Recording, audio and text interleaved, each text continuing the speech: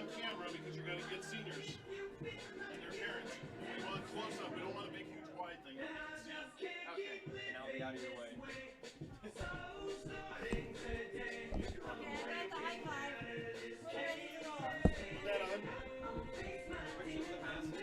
This one turns down the iPad. Number 2 is the microphone.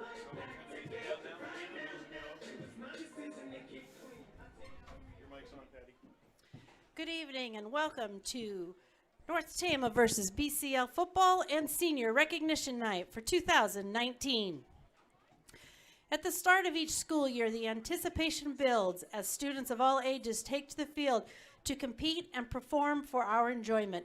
Tonight, we take a moment to honor the seniors and their parents for their dedication, hard work, and the enjoyment they bring to us as they participate in the fall activities of football, football cheer, marching band, and cross country.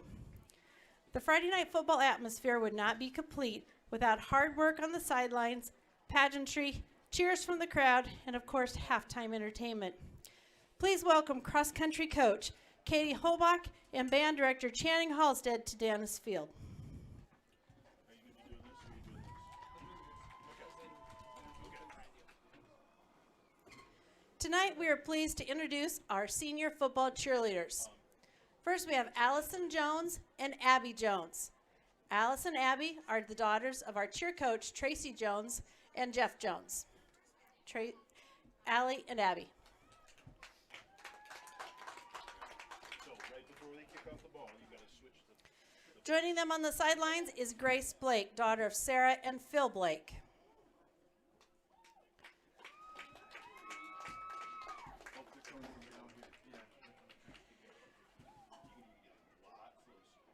We'd like to thank these young ladies for their outstanding Redhawks spirit in leading the cheers on the sidelines.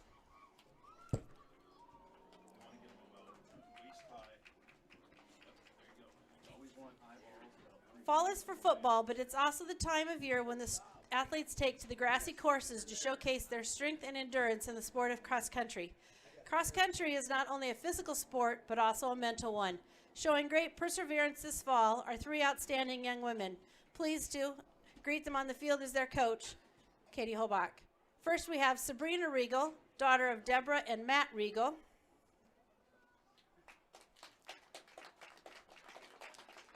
Jordan Regal, also the daughter of Deborah and Matt Regal.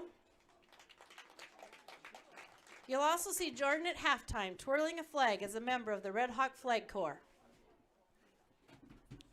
Trying cross country for the first time this year is our foreign exchange student Serena. We call her Nana, and she is escorted by her host parents Keith and Sharon Schur. Congratulations to these ladies on a successful fall season. All 3 of these gals made great strides that included personal bests at recent meets. We want to congratulate them and their teammates as the girls cross country team finished in 2nd place at the conference meet just last week. Way to work hard, ladies. Next, we'd like to introduce the rest of our Red Hawk Flag Corps. This group of young people are pleased to share their talent during each halftime show. Our marching Red Hawks are Danny Steinwatt, daughter of Karen Steinwatt and Mike Evans.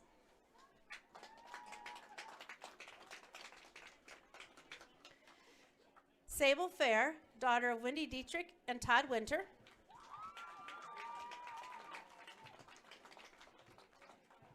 And Linn Picorni, daughter of Rhonda and Mike Picorni.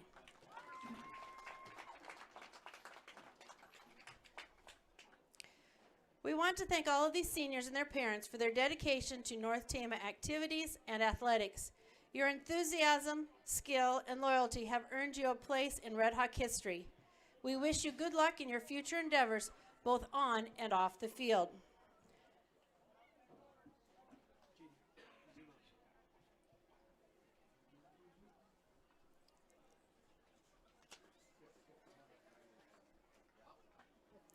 Ladies and gentlemen, here are your marching Redhawks, your North Tama cross-country runners, and your football cheer seniors. Please give them a round of applause as they gather for pictures and congratulate them on a job well done.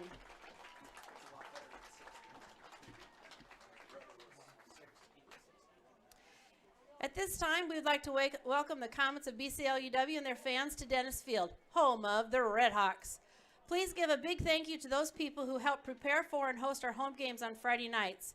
The field crew of Jeremy and Jen Payne, Mike and Shelley Morrison, John Weber, Matt Roush, and Corey Dostal.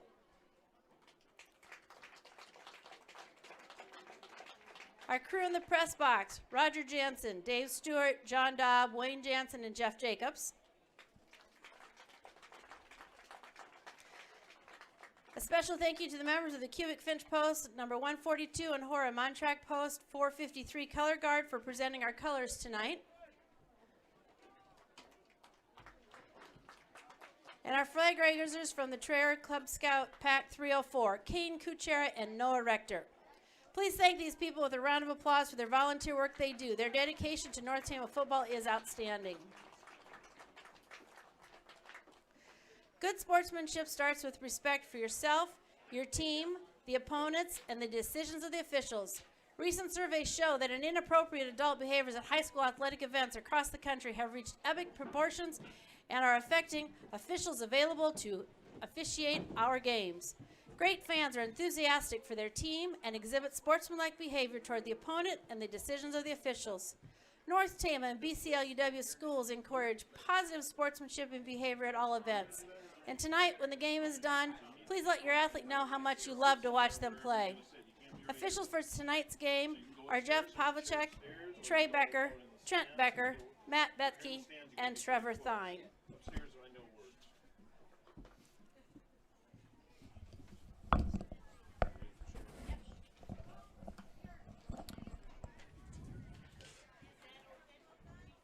And now the starters for BCLUW. Number 5, Noah Galentine. Number 8, Joe Mason. Number 14, Cade Pekarik. Number 20, Nick Feldpausch. Number 22, Sev Gonzalez. Number 53, Lincoln King. Number 62, Aiden Farnsworth. Number 66, Noah Lehman. Number 70, Cameron Critchfield. Number 75, Noah Cross. Number 89, Jack Hughes. The Comets are coached by Anthony Yar.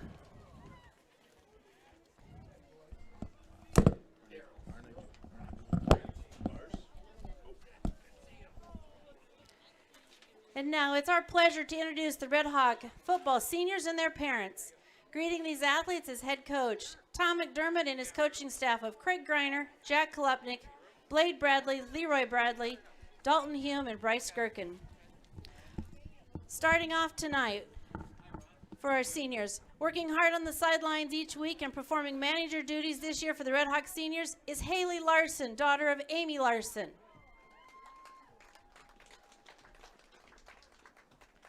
On the line for the Redhawks, we have Corey Eisenhower, son of Michelle and David Eisenhower.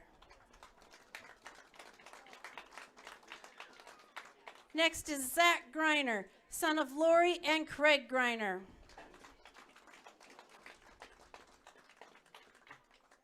The next lineman we want to introduce is Breck Hume, son of Christy and Russ Hume.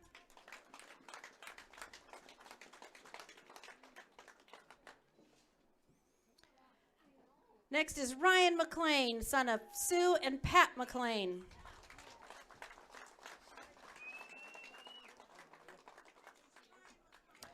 Josh Frana, son of Kathleen and Demetrius Frana. And rounding out our line is Logan Brubaker, son of Heather and Ryan Brubaker.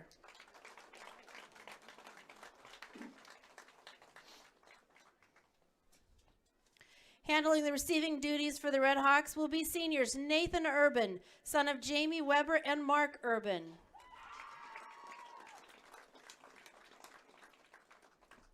Luke Pennell, son of Connie and Bob Pennell.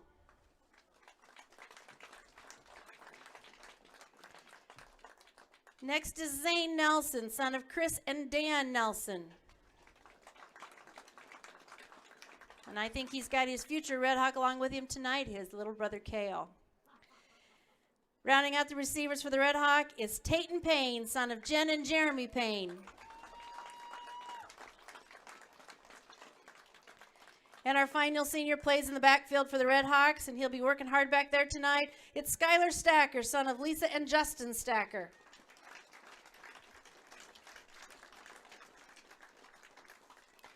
These young people have dedicated their time and efforts to Redhawk football, working hard in the weight room in the off season and doing their best to improve their skills each week. Congratulations to them on a successful high school career. We wish them good luck as they enter the playoffs next week as district champions. Congratulations, seniors.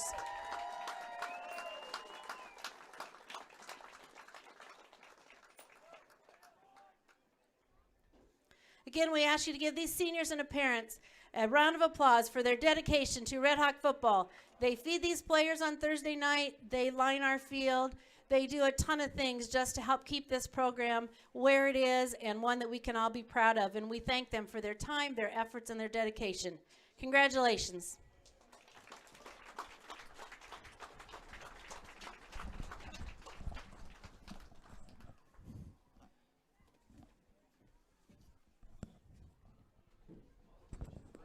If the parents would like to make their way to the sidelines, we'll introduce the starting lineup for the Redhawks.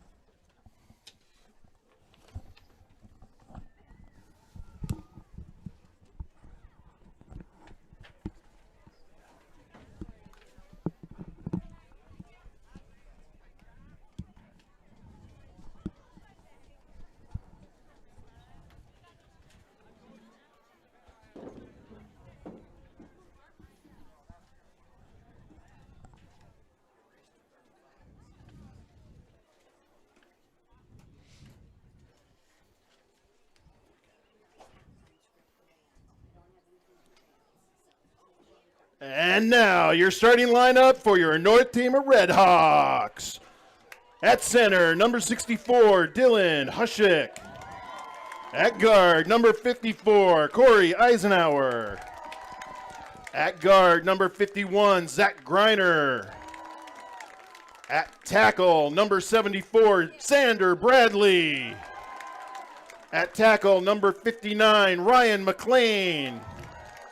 At receiver, number 1, Gabe Capriva. At receiver, number 6, Adam Griner. At receiver, number 28, Luke Pennell. At receiver, number 29, Tate Payne. At back, number 23, Noah Weber. And at quarterback, number 3, Skylar Stacker. North Tama students and staff are thankful for the freedoms we enjoy. We honor those who have served our country, both past and present, and who have fought to defend those very freedoms. At this time, please rise to remove your hats as our color guard makes their way across the field and we play our national anthem.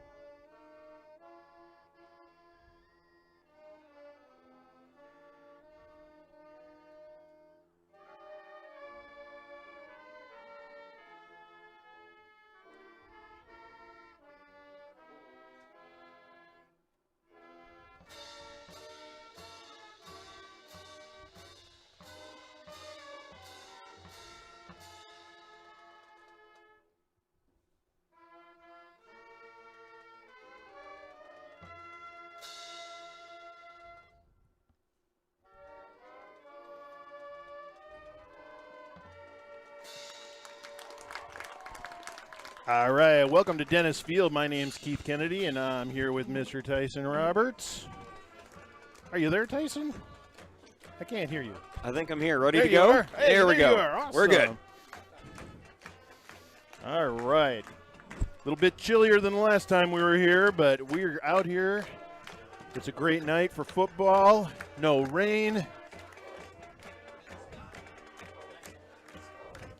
And we have senior night. You got to hear all the senior activities there. It is these seniors' last time on this field in the regular season. Next week, actually after tonight, sometime either tonight or tomorrow, we will find out who we officially play next week right here at Dennis Field. Still a lot of maybe not know exactly who playing, where playing. Should be a home game next week. We'll find that out tomorrow morning. Yeah. We can always speculate. There's things we've seen online, and Yep. but, More than likely we'll be here, but yeah. we have no idea who we're going to play. There's a couple brackets out there and some quadrants that they're playing around with and some guessing. But we'll see how all that pans out tomorrow.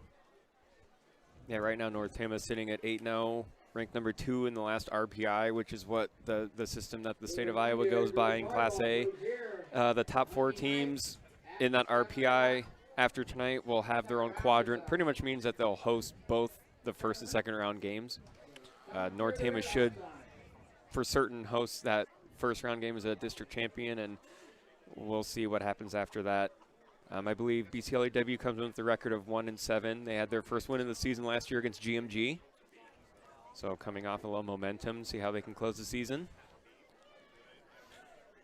Yeah, we are in second place, like you said, RPI, and looking at the percentage, we are very, very close. Yeah, it's just looking at it today, it's really the top 8 to 10 teams are just really close. So, there's a new formula they're using for that, and it's, your record, your opponent's record, your opponent's record. It's a lot of math above my pay grade. Me too. And a lot to figure out. Computers will do it, but it looks like North Tama should for sure host that first round game next week here. We'll find out tomorrow morning probably. Yeah, and we are preparing for that. We have things lined up for next week to stream that game, and we also are getting things prepared for the week after, just in case we are here at home, and possibly even if it's an away game, we'll see if we can make some arrangements to stream at the away venue.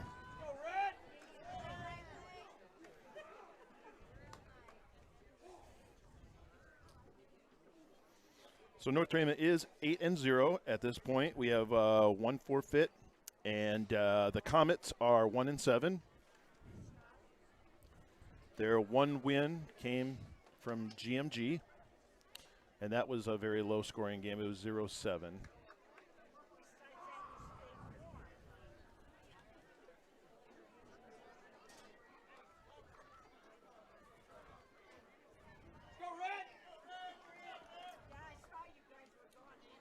Looks like we still have a crowd filtering in, a good crowd for a nice fall night. I just looked, it's 45 degrees. Not bad for late October in Iowa.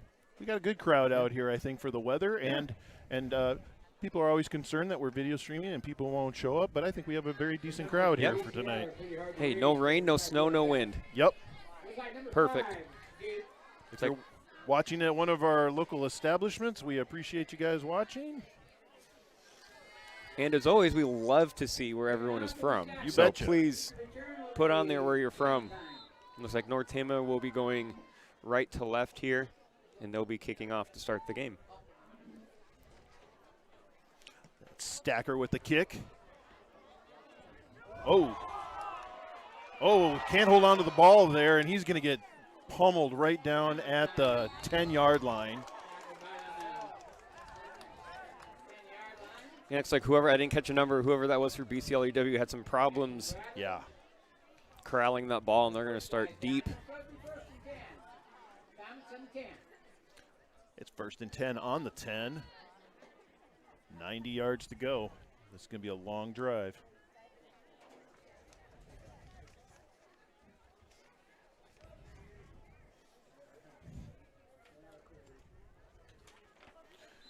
Our announcements were for the offense, but our defense is actually starting this game.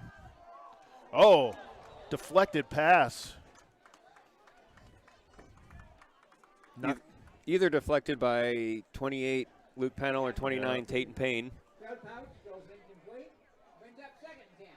Our defensive line tonight is Adam Greiner, Corey Eisenhower, James Hill, and Ryan McLean. Linebackers are Skylar Stacker, Noah Weber, Luke Pennell, and Zach Greiner. I'm having some issues reading their numbers as they're so light on that white.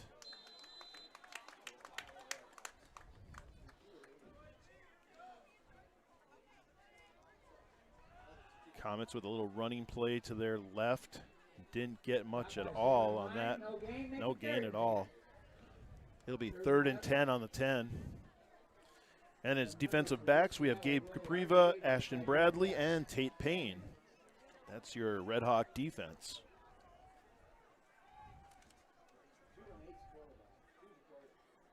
Quarterback is back to pass, and he passes way out there on the left. No receivers in sight. Right, Cade Pekarik is the quarterback, I believe, 14. Goes incomplete. 4th and 10 from the 10. Back deep will be Cameron Payne. It's 4th and 10 on the 10. My guess is the Redhawks here are going to get some very decent. Yeah, those numbers are really. They are hard to read. I believe it's Joe Mason, number 8, who's kicking, but you can't really tell. And, oh, he almost got blocked there. That's. Oh, Payne is going to pick it up. And goes. Down to the 20-yard line. I thought he was just going to hover around it, but no, he decides to grab it and take off. I think so did BCLUW. Mm-hmm. I think everyone thought that. That is not your typical punt return. No.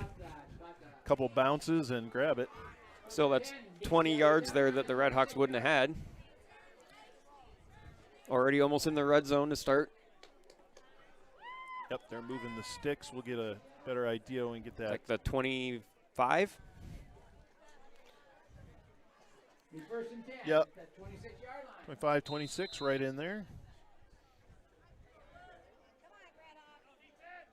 It's also a little tougher tonight with the red numbers on the field. I didn't even notice them earlier.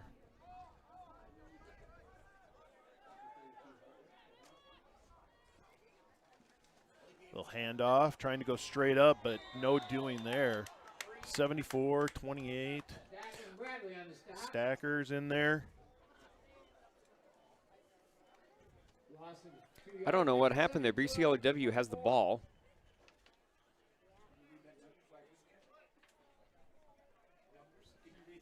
No, we can't read their numbers. No. I guess I didn't really catch what happened with the punt there. The punt? Wait. Oh.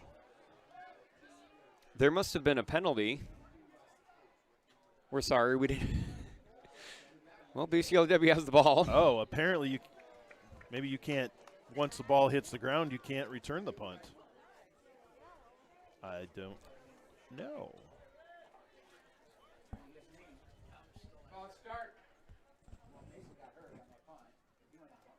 Why do they have the ball?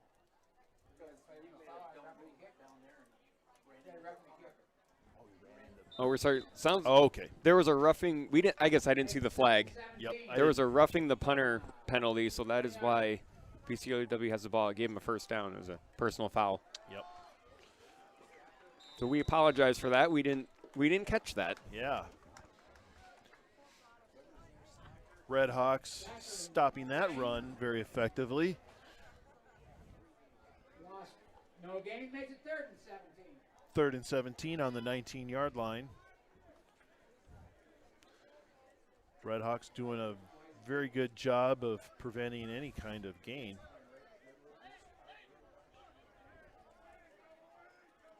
We apologize for not saying the names of the BCLUW team because we really can't read their jerseys very well. They've got these gold numbers that are shiny, and they're not easy to see on a white jersey. Yeah. So we're trying.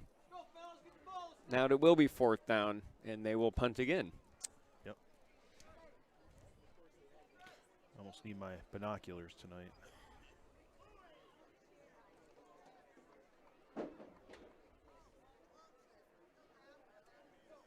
Yeah, when they're all wrinkled, I can't tell at all. Looks like Mason back to punt. All right. I think Payne will be returning this one again. And some flags. Breaks a couple tackles, but I think this one is going to be coming back. 36-yard or 30-yard line. There's a flag on the play.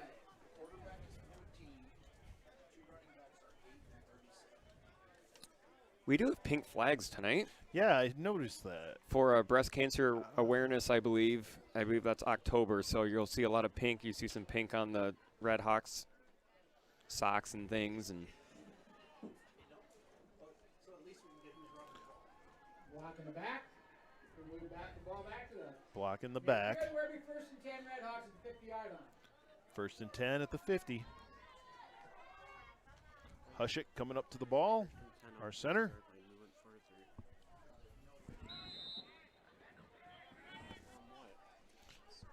Back in the shotgun. That's a keeper for that's the quarterback. Gabe Capriva. And he's going. And he's still going. And he's going down to about the 10, maybe the 8-yard line. Oh, that was the 15, maybe the 11. Good run by Capriva right up the middle.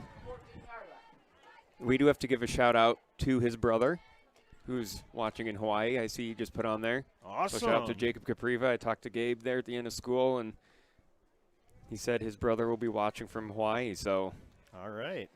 thank you for being out there, and thank you for your service. 1st and 10, Redhawks on the 14. Oh, Stacker running in for the touchdown. Somebody had him by the back of the jersey, but he just kept those legs moving right up the middle. Big hole to run through. You're going to need more than a little finger hold on a jersey to stop Stacker. As we've said it before, he's not a prototypical high school quarterback. He's big and he's strong. And he's hard to bring down. And he plays all these different positions. Interesting lineup. Yep, we have some sort of strange lineup, and Capriva is trying to get He's in going to for walk 2. it right in. So whatever that was, it worked. I believe the line all lined up to the right as a distraction. Yep. And I've seen that in college before. They try these crazy things, and they run it in for 2, and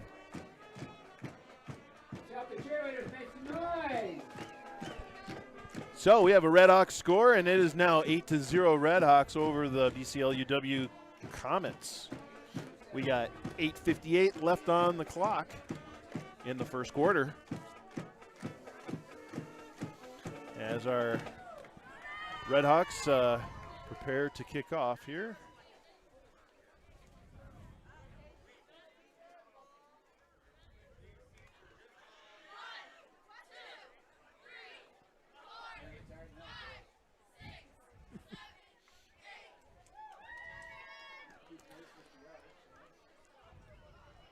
Little thing our cheerleaders do is jumping jacks every time there's a score, and there's a guess they're going to be pretty tired tonight.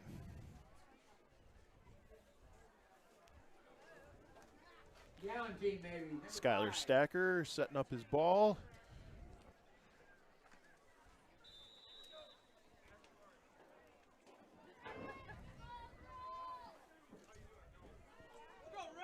looks like Galentine is back. I think that's number 5 for the Comets.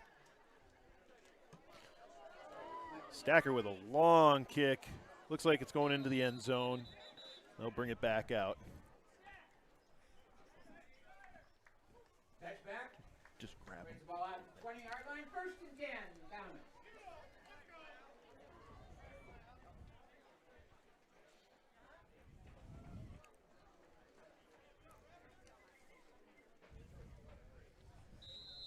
So it'll be 1st and 10 on the 20.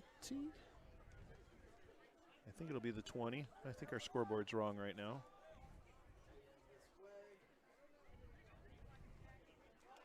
There's a fumble. Looks like And a flag. Buchanan will fall on it. Makes it 2nd and 17 from the 13-yard line.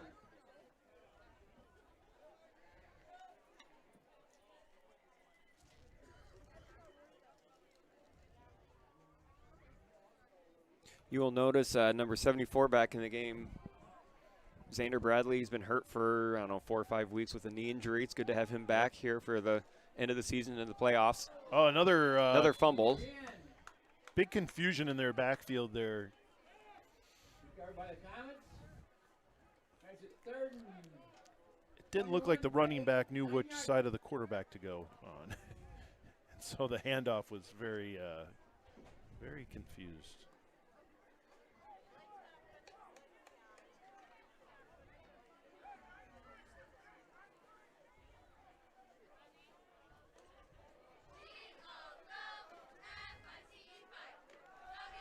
Their quarterback is back to pass. Passes long off to his right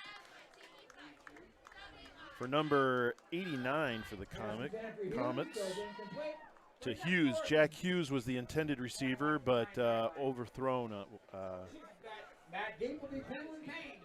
You know, it does look like really early on, Pickherrick actually has a pretty good arm. Yeah, he can throw. He's got a tight spiral. He looks like he can throw the ball pretty well down the field. It's just, can he find a receiver to throw to? Yeah, can he hit the right guy? And oh, it's a bad snap. Bad snap, and they're gonna. That's going to be a safety. He is out the back of the end zone. Should be. If he's either out of the back of the end zone or tackled, it's a safety. It doesn't matter. Which, at that point, I mean, Schreier makes a tackle in the end zone for out.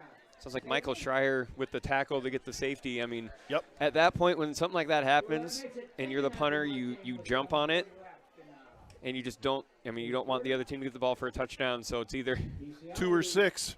it's either go down, or I've seen a lot of times they kick it out of the back of the end zone, or just pretty much step out of the back of the end zone. So Yep. it's a safety. Redhawks 10, Comets 0. 7:40 left in the first quarter.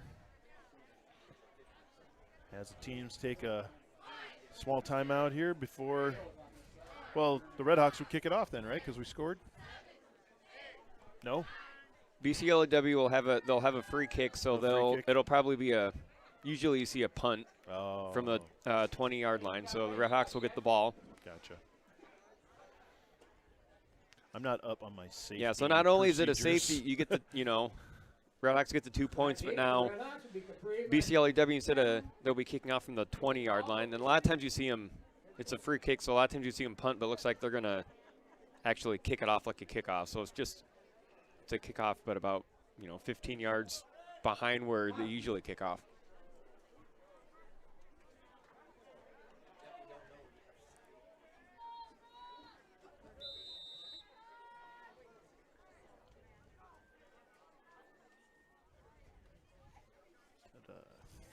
On his jersey. I don't even know who that's kicking. Little side one. That is going to go out of bounds. So About the 50. But there's a flag because it went out of bounds. so free kick out of bounds. So what do you get for that? Well, 10? usually when it goes out of bounds, you get it at the 35, but since it went out of bounds at the 50, it might be a. They're going way down there. That's it up 5 yards. Legal procedure. Oh, they're Okay, so they're going to do a legal procedure, just moves the Comets back 5 yards. They're going to kick it off again. Ball back to 15-yard line. Got some interesting rules and things going on here that you don't usually see in a game. Yeah, some situations we don't see. So they'll be kicking off from the 15-yard line. Let's see if they can keep it on the field this time.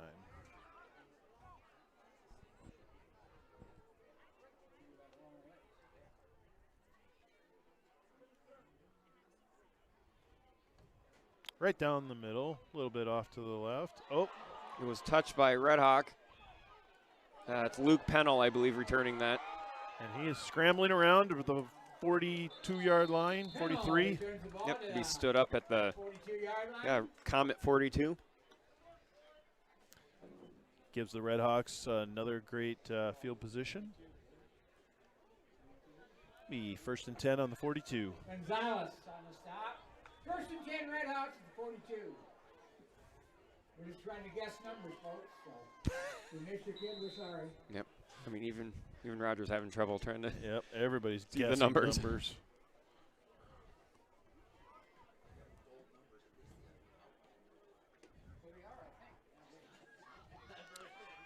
Capriva back to pass. Passing way deep.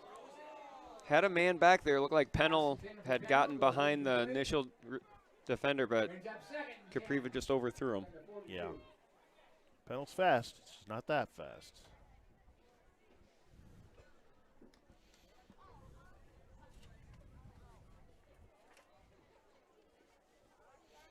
Number 19, Ashton Bradley, comes into the game.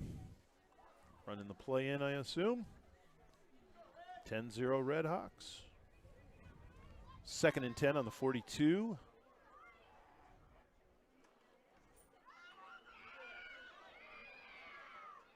Noah Weber with the run up the right-hand side. Got 6 yards, makes it 3rd and 4. Got a good 6 yards on that one.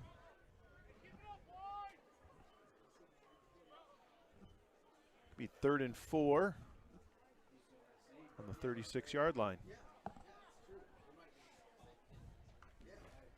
You would assume this is probably 4-down territory for the Redhawks. Trying to see the other backs there. Stacker. Oh, there That's goes Weber right Weber up the again. middle. And he's Cuts it to the left. dodging them all. Going for the end zone. Touchdown, Redhawks. Noah Weber turning on the turbo boost there and just outrunning all of the Comets. 16-0. Looked like that play was originally just supposed to go up the middle to get the first down, and Noah saw some open green to the left and just cut it, and yeah, just faster than everybody else. Outran everyone.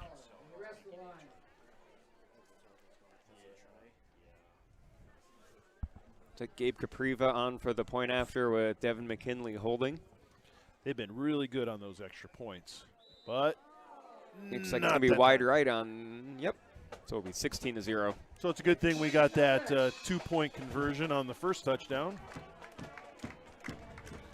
16-0 Redhawks with 7:07 left in the first quarter.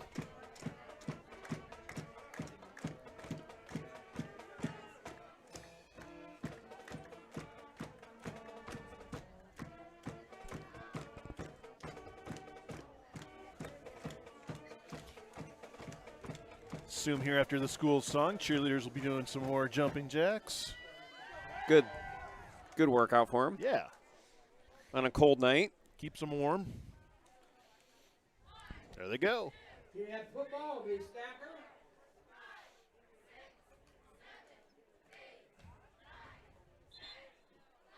So we saw McLean kick a lot of kickoffs earlier in the season, but now we see Stacker kicking a lot here at the last part of the season.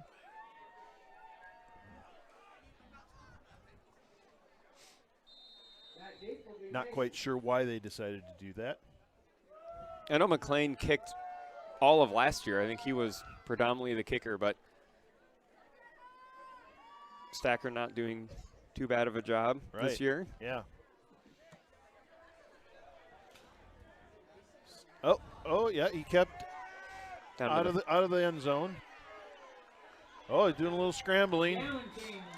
Pretty good return there by Galentine from the 5 all the way up to the close to the 30. 28-yard line. It'll be 1st and 10 Comets.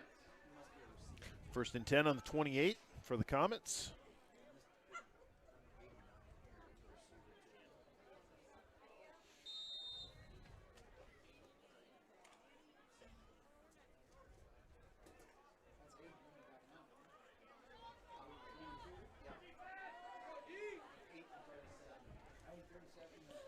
Little pitch back for the Comets to number 8.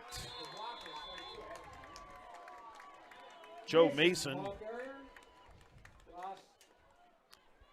Mason hit almost immediately after he got the ball. He got a few steps in, but the Redhawks were all over him.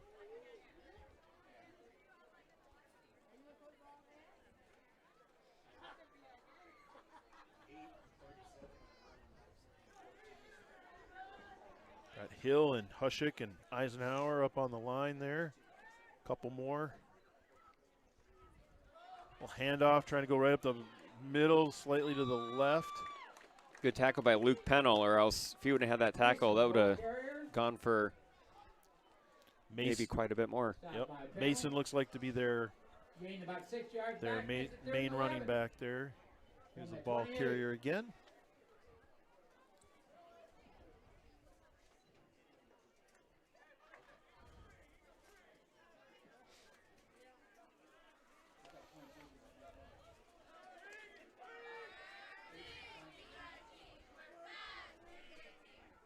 Trying to go right up the middle again. Number 55, James Hill with first contact there, bringing him down with the help of, looks like Pennell.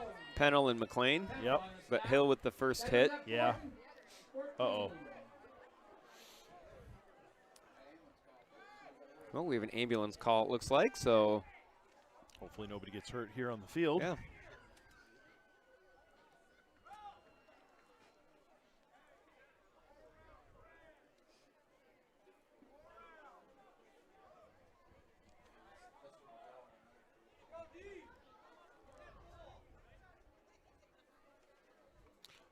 And might be one to just get away from. Pennell's going to pick it up. try to, oh, he gets away from the Comets there and still trying to get some yardage. Gets brought down about the, 38, 37-yard line. Pennell broke maybe 3 or 4 tackles there. He seems a little more aggressive tonight than what we've seen in the past. You know, sometimes you see senior night, those seniors have a little extra to play for. It's probably not their last game here, but last regular season game. 4:48 left in the first quarter. It's 16-0 Redhawks.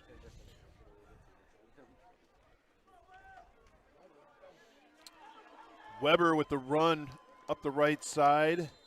Brought down about the 25-yard line.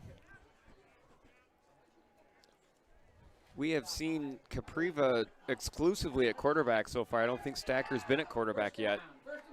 No. Stacker's been in the backfield next with him and Weber back there as running backs. And Capriva, you know, it's one good thing the Redhawks have. They have 2 very capable quarterbacks. And one of them's a sophomore. Exactly. Which is good for the Redhawks. Right up the middle, Stacker going for the end zone. Gets tripped up. About the 10-yard line, looks like. 10-yard line. Put it away. You know, I haven't really been down on the field. It looks like it's doing fine, but we have had, you know, another wet October, so might be a little slick down there. Field's a little wet. A little wet. If it's anything like the cross-country meet last night, it might be a little damp and muddy. Yeah, it is a little slick. Gabe Capriva under center. And he keeps it, runs around the right-hand side, dodges a few Comets, and walks in for the touchdown. He did a good job of following his blocks there. He could have just taken off on the right, but he waited, and he waited for his lead blockers to do what they do well, and walks right in. Smart running there. 22-0 Redhawks with 3:57 left to go in the first quarter.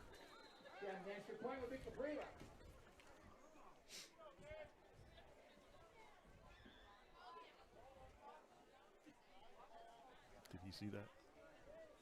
You got to be smoother.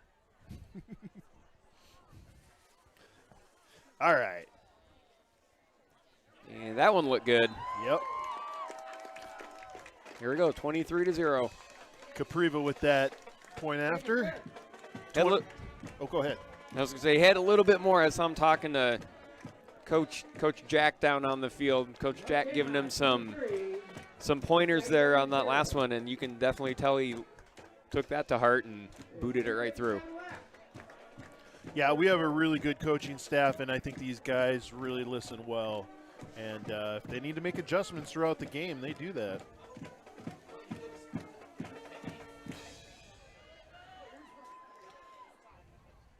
Next year will be interesting, losing 10 seniors. So we'll see what happens. You know, and this senior class, I mean, has really brought football back to what it was with North Tama after winning the state championship, you know, about a decade ago. These guys, don't quote me on this, but their first year was either a no-win season or maybe 1 or 2. I mean, it wasn't. And they've just every year, and then they went, I think, 5-4. Last year had that great season. Yep. And then now undefeated. I mean, they've been playing together since, you know, 3rd, 4th grade. So I'm not sure, but I think we have a guest TV personality. it's Ron Steele Mr. from KWWL. Yeah. Yeah, good kick by Stacker. Comets try to run it right up the middle. Brought down about the 27, 28-yard line. It's always good to see KWWL at your game. Yeah, they do a really good job of getting around as many games as they can. They'll hop around and get highlights from each game, and they do a good job of covering, especially the small schools, too. Before I came to Iowa, while we were down in southern Indiana, and they had a helicopter, and they would hop from football field to football field on their helicopter. That was pretty cool. Back to pass. Comets get, almost tick. Oh, and that's caught by Number 23 of the Comets. 22. That's 22. Sev Gonzalez. How did I see a 3? It's those numbers. Yep. It's like Logan Roush with the tackle, 53. Face mask. Oh, face mask on the Redhawks.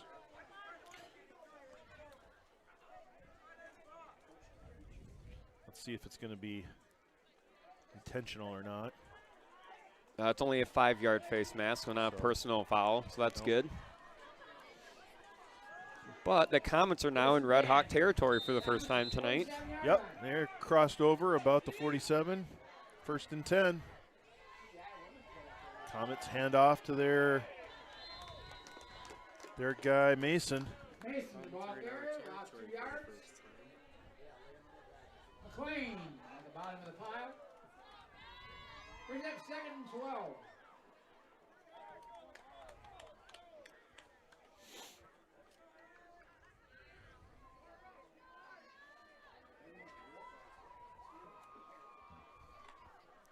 (23-0) Redhawks with 3 minutes left to go in the first quarter. It's 2nd and 12 on the 49 for the Comets. Little hand. Oh, gonna keep that one and try to run, but the Redhawks plow them over in the backfield there. A lot of Redhawks. Looks like Adam Greiner, Ryan McLean, Zach Greiner. Greiner and Greiner. That's quite a combination. Lost 2 yards, Mason. 3rd and 14 from the 49. Comets just seem a bit slow in their backfield. Handoffs and all their combinations are just a bit slow, and the Redhawks are taking advantage of that. 3rd and 14 on the 49 for the Comets. Back to pass. Gonna throw it up. Lobs it up. Tipped by 29. It's like Tate Payne got a hand on it, and maybe a good thing because Goes incomplete. he had a man down there. Covered by Payne. And then Payne will be back for the kick. Looks like we got some fog moving through. Kind of a nice scene. Or the neighbors do like to have their bonfires over there, so I'm not sure if that's just fog or smoke. 2 minutes left in the first quarter. 23-0 Redhawks. Another bad snap. Really bad. He does get the kickoff.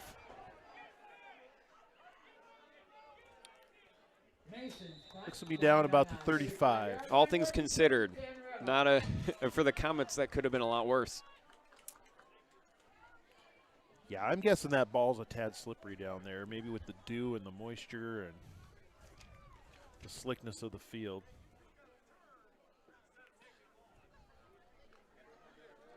Our field is starting to look less green and more dirt brown. 23-0 Redhawks, 2 minutes left to go in the first quarter.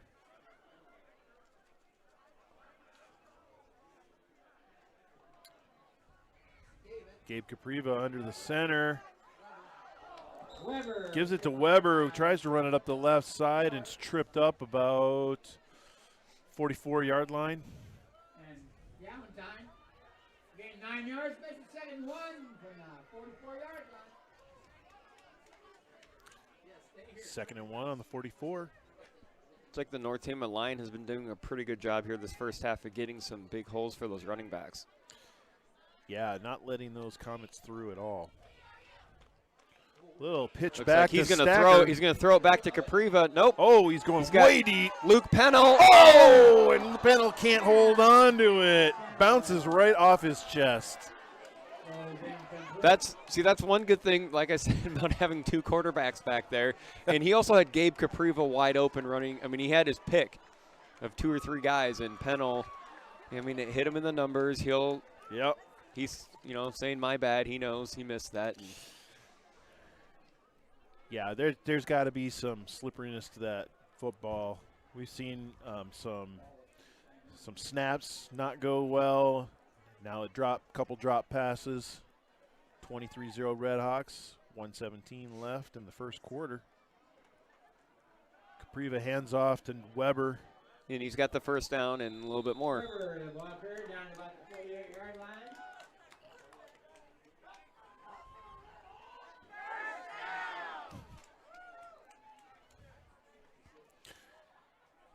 Raymond. 1st and 10 Redhawks, 48-yard line. 1st and 10 on the 48 for the Redhawks. Another set of downs here.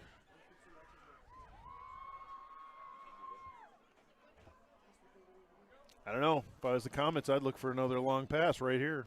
Seems like North Tama just run up the middle, and then try something He's deep. passing. To slant to Payne. Slants back up to the middle and brought down about the 32-yard line.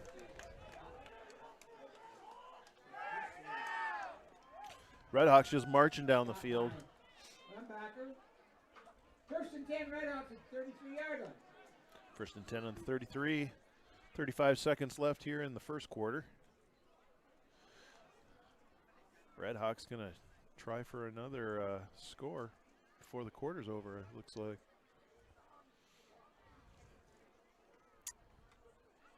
Oh. It's that play again where Capriva's going to keep it around the right side. Yep. Capriva down to about the 20-yard line. Gets another first down. Another first down for the Redhawks. 1st and 10 Redhawks. It's like the 4th or 5th consecutive first down. Sorry, people, that we can't make the numbers out. To give your kids Should be the end of the first quarter. Yeah, we got about 8 seconds left. They're not going to make the play here. So we'll have a little break here. Teams will go back to their sidelines, and we'll switch ends of the field. And that's the end of the first quarter with North Tama, 23. Redhawks, we're going right to left, and then we'll switch and go left to right coming up. Dave and I tried them, so. If you're not here at the field, you are missing some good food. We have pork burgers and French fries tonight. You're gonna have to pay for yours. They brought him over already. You guys go right upstairs. You gotta be high class. You gotta be high class like we are down here.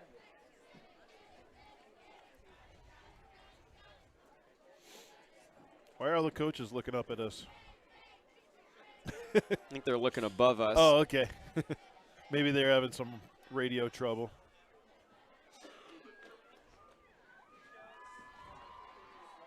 This could be a good time to say some congratulations to our cross-country teams. I mean, last week the girls 2nd place in the conference.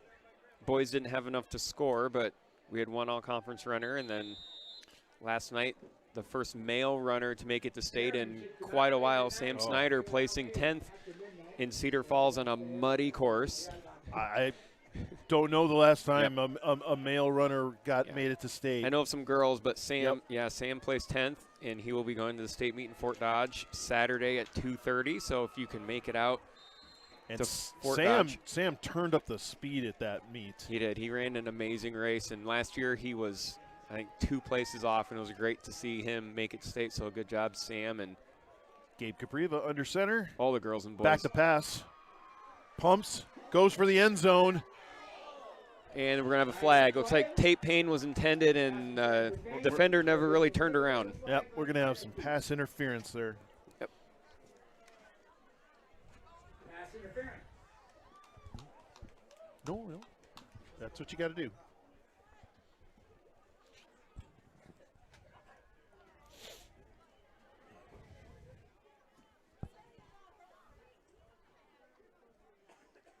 First and goal at the 9-yard line.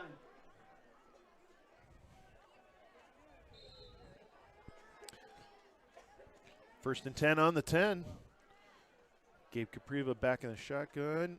Oh, Not a great snap, but no. he's going to get it, and He's not going anywhere on that one. that's the first negative play North Tama's had. Not a great snap. Didn't really get a handle on it, and they're back to the 14, 15-yard line. Yeah, loss of 5. Second goal from the 15-yard line.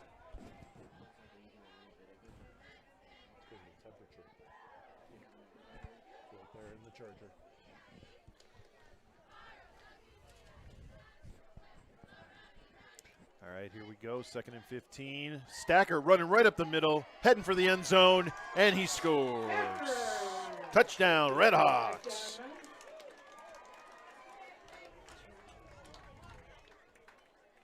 So 11-13 left the second quarter. Now game on 29. 29-0 Redhawks, 11-13. Capriva's going to kick. McKinley holding.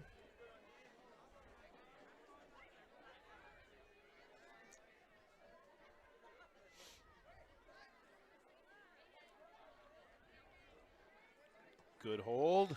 And Kicks right up the middle. That's it looked good. like 29-0 Redhawks, 11-13 left to go in the second quarter.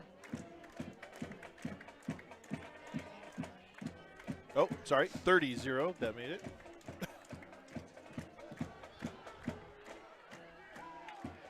So almost 30 points in the first quarter. Had to take a little time in the second.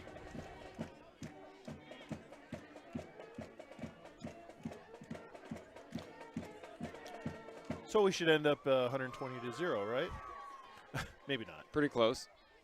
Probably not, but I don't think we'd do that. Yeah, football will be Stacker.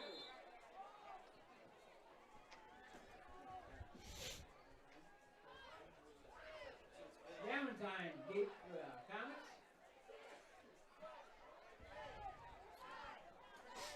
Stacker will kick off at the 40-yard line. Cheerleaders are doing their jumping jacks again.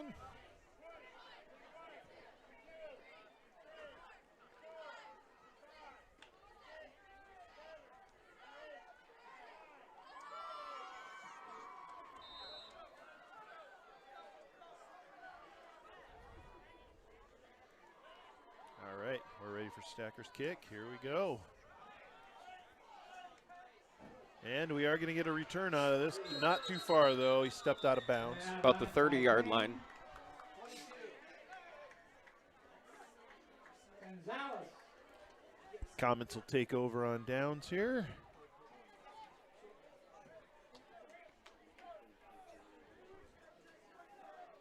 First and 10 Comets at the 29-yard line.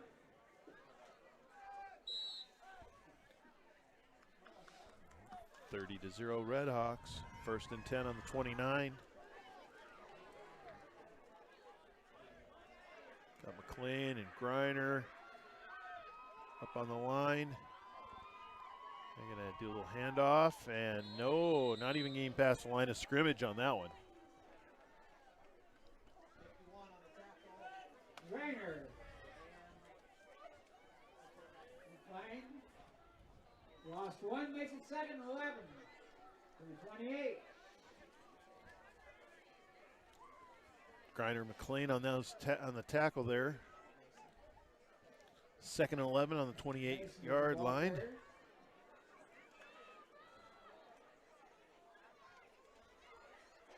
Quarterback's under center.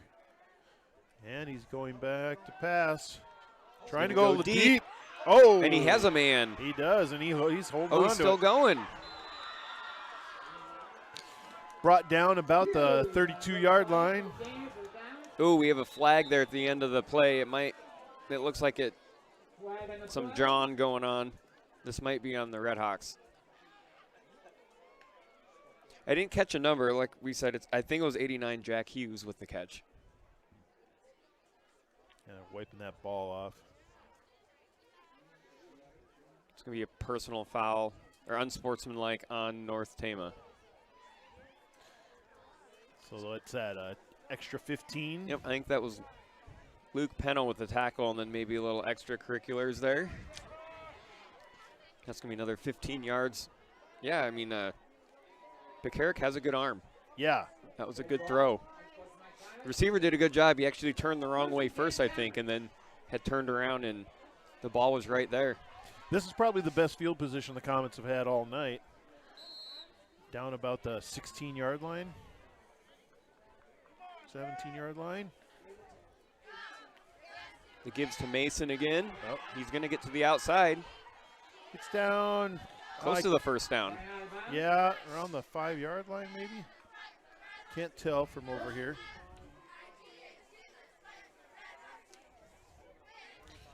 I'm waiting for the scoreboard to update here. 2nd and 1 on the 8-yard line. Sometimes those guys up above us got a better view. 2nd and 1 on the 8. Comets in scoring position in the red zone here. Gives to Mason again, but he will not make it. Ryan McClain got him down. He is brought down about the 10-yard line. No game makes it 3rd and 1 from the 9. He made it back to the line of scrimmage. Didn't look I think like he might have lost a yard. Yeah. That was I thought he lost more than that. Looked a little generous.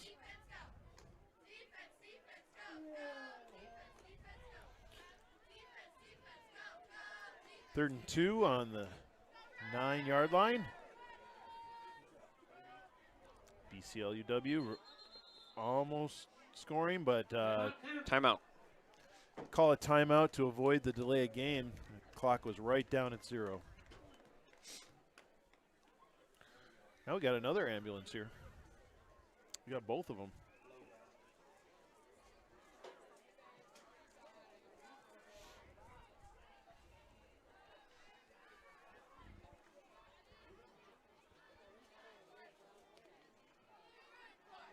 Well, we have a little bit of time. We can say good luck to the volleyball team.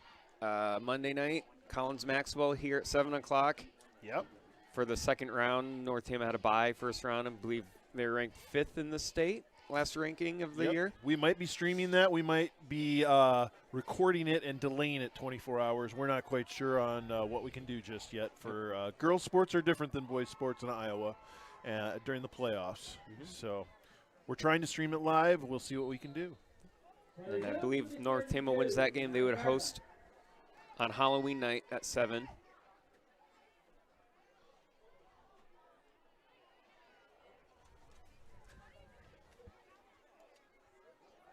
It's a fake handoff, and that's going to be a touchdown for the Comets. Good play there. Yep. Pekarik to, can't see the number. No. Somebody. But that was a good fake there, and he was wide open. If I had to make a guess, it was probably Mason, but I'm not sure. Number 8, Joe Mason is their go-to guy in the backfield. But that was a good play right there, and pretty easy touchdown. yeah.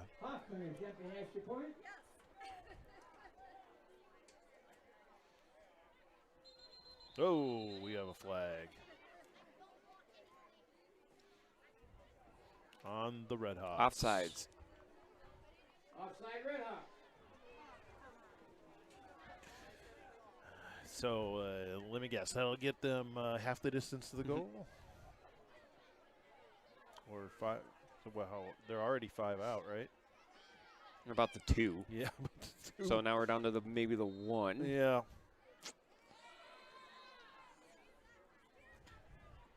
They're lining up for a kick, but I'd be watch out for a run in for 2 points. Nope, they're going to kick. And it's blocked. Skylar Stacker got right in and blocked that. Extra point blocked by Stacker. I would not want to have been the kicker at that point. Seeing Stacker come across that line was like a bullet. So we'll see what North Tama does here. Little sloppier, that possession there for North Tama. A little life there from the Comets. So it's 30-6, and we'll see how they respond. North Tama 30, BCLUW 6. Yeah, I always tell them, always play like you're behind. Don't ever get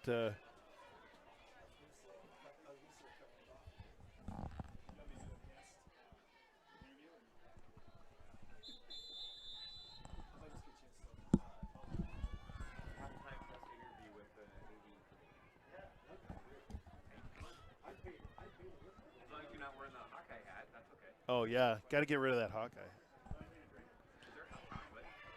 All right. Second quarter, 9:18 left. 30-6. BCLUW Comets score on the North Tama Redhawks. My prediction already blown out of the water.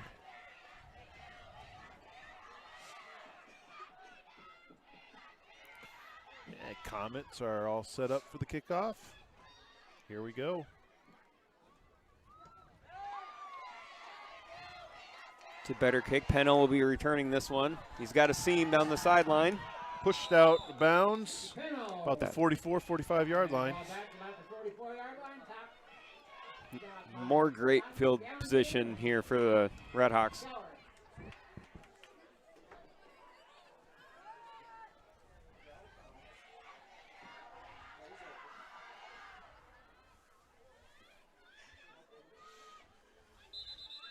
.9:12 left in the second quarter. Timeout North Tama.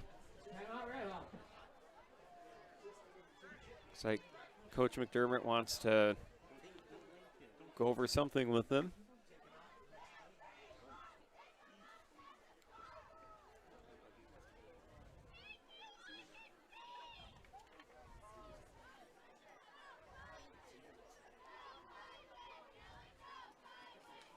Got a little bit more time here. We can, tomorrow, if you enjoy football, our state schools have some big games. I believe UNI will be down at Missouri State. Still a ranked team there for UNI. Yep. Iowa will be at Northwestern. I don't believe I know what time that one is. And Iowa State will have homecoming against Oklahoma State. Iowa State back ranked again. Love to see that. Yep. My alma mater. And I work at UNI. The UNI Panthers are going to be trying for their first road win. Let's hope they get. I know Missouri State maybe has 1 or no wins. So, Coach Farley was asked on his coach's show whether that was a concern, and he didn't think it was a concern. They're definitely aware of it, but he'll have him ready. Got 3 great coaches for college in the state of Iowa. Something going on.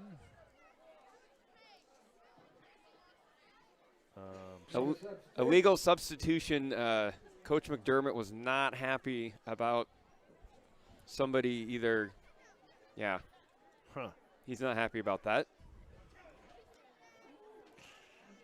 Looks like he's giving it to Pennell a little bit. Yep, I believe Pennell's the one who had the 15-yard penalty too. So yeah, maybe just got a little extra juice in him for senior night. I guess. 30-6, 9:12 to go. It's 1st and 15. That's Zach Griner in the backfield now. Oh, and he is running. You don't see a lot of number 51s. I mean, he is a running back. Yep. But if you remember when Xander Bradley went down, Griner moved to the line, so he's got number 51 on. So he is a running back, but he can also play line. He's 1 yard short of the first down there. 2nd and 1 on the 48-yard line.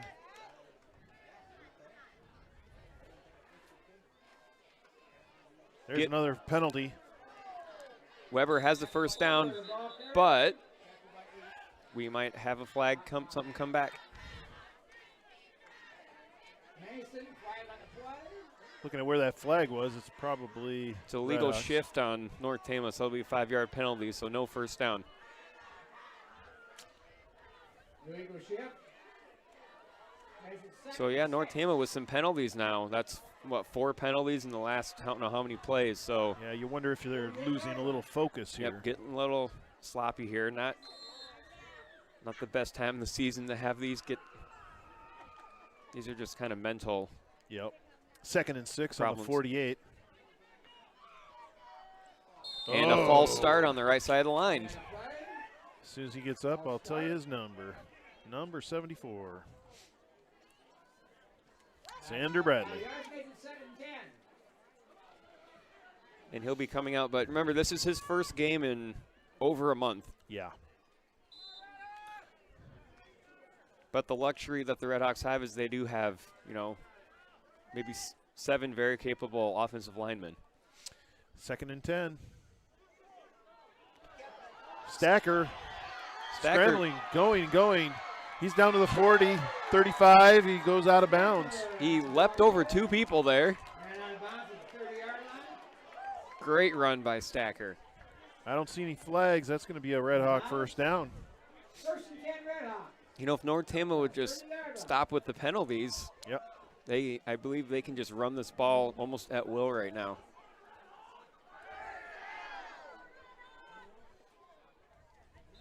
.8:30 in the second quarter. 1st and 10 on the 30. Stacker back at quarterback. Hands off to Griner. Runs it up That kind of ball carrier. slightly left of middle. Down about the 17-yard line. Where are we? 1st and 10 Redhawks. Gets another first down.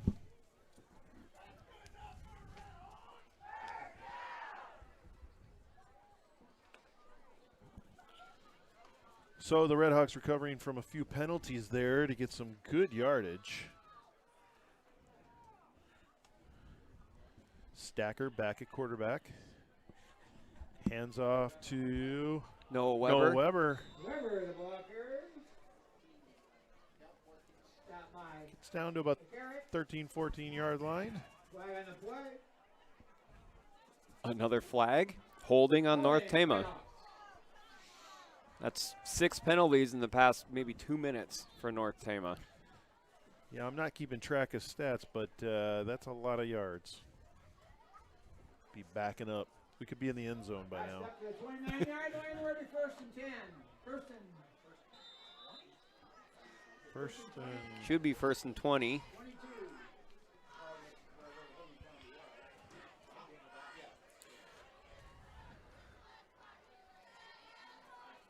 Stacker back, gonna pass. Looking, oh, fake pass. Goes over to his right to Adam Griner. It's Zach Griner. Zach Griner. I knew it was one of those Griners. Yep, and another flag. Down to about the We've got another flag. 16-yard line. Will be Good play. Stacker faked to the left, and they had a screen set up to the right to Griner, but we have another flag. on the play. Would not be surprised if this is on North Tama again.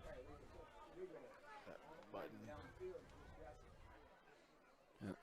I guess there's a nope. They're going to wave the flag off. Wave off the flag. I thought maybe it might be a legal man downfield the way that they were looking, but they're going to wave it off and a good gain, so it'll be second and Brings up about 2nd and 8. 8. 16-yard line.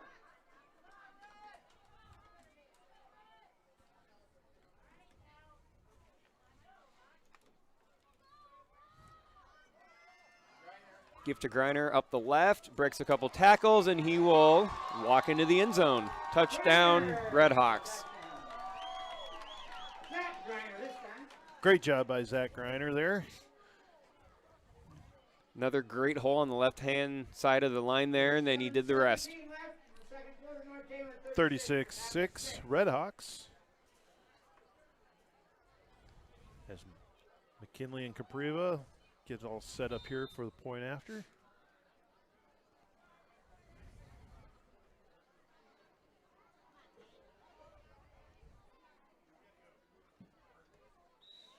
That looks That like one looks good. Give yeah. Capriva's leg a workout here. Get some practice on those PATs. Makes it 37-6 Redhawks.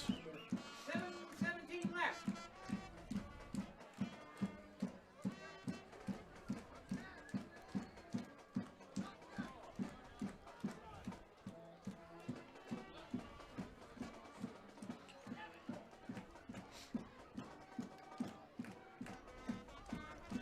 As we do head into the postseason, we've done a little advertising and looking for sponsors, and we have enough sponsors for our first postseason game. We like to thank everyone who decided to chip in and help us broadcast our first postseason game. The Boys State Association does charge us to do postseason, so we went out and looked for some sponsors. We were able to get them, and hopefully we'll be able to do that after the first postseason game going into the second postseason. So if you are interested in sponsoring the North Tama Tech team and providing these streaming services, we would be happy to have you as a sponsor. Just get a hold of the school. You can contact Mr. Meister. He is the athletic director and principal of the high school, and we can get you lined up.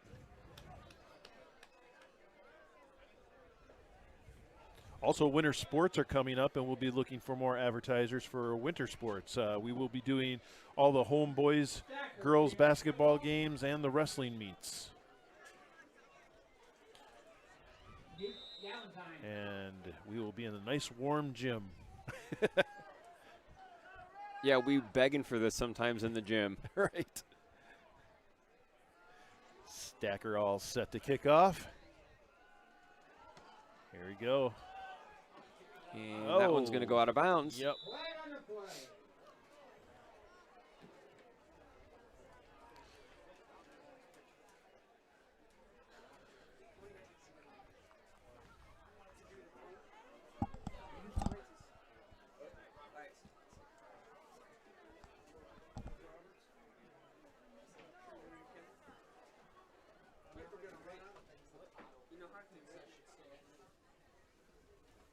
We're resumed to the first and 10 Comets at the 35-yard line. All right. First and 10 on the 35 for the Comets. After Stacker kicked it out of bounds. That's, I think, Mason on the right side with a decent gain of maybe 4 or 5. Their go-to running back. And he's a big running back. He's 6'2", which you don't see a lot of running backs that tall. About 4 yards, makes it 2nd and 6. And, 39. You can pull it out, put it in yours.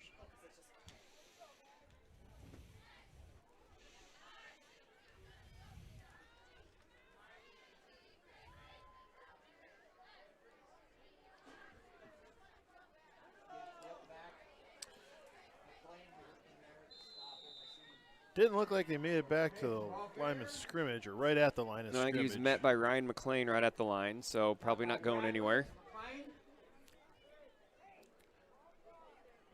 That's bringing up 3rd down. 5 or 6 to go on the 39-yard line. Looks like Xander Bradley got up a little gimpy. He does. Yeah. He has got a brace on that right knee that he did injure, so have him come out and no use getting any more injured. He's back to pass. Oh, almost. McLean ducked under McLean's arm. Oh, good job by Pekarik, sorry. Oh, there's a and flag. there's probably going to be a late hit out of bounds, too. Great job by Pekarik to duck under McLean, and he looks like he ran and did get the first down, and it might be a late hit out of bounds, too. Yeah, they're probably going to get a few more out of this one. Yep. I think McLean thought he was going to throw, and he pump faked, and he had him up in the air and kind of ducked under. He will be. It's going to be late hit out of bounds. That's personal foul, 15 more yards, so the Comets will go into Red Hawk territory all the way down to the 40.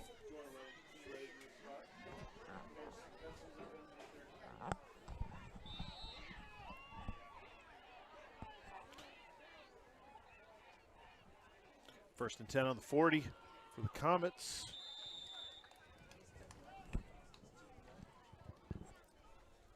Looks like that give was to Gonzalez.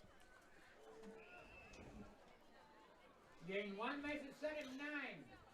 Got a yard out of that. Comets are starting to march down the field again. Little help with some Redhawk penalties. Wow, that was a quick snap. Trying to go right up the middle, but Nowhere to go. looks like he just made it right back to the line of scrimmage. McLean. Stacker. No, being measured 39 from the 39.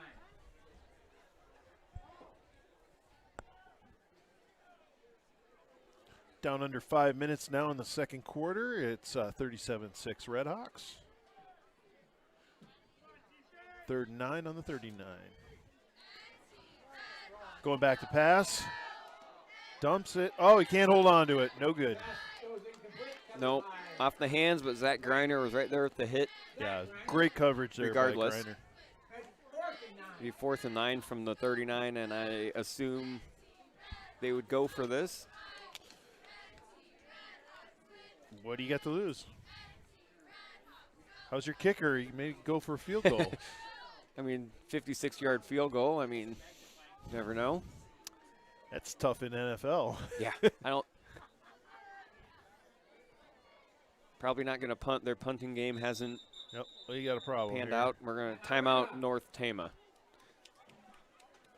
It's like maybe North Tama thought the Comets were going to punt.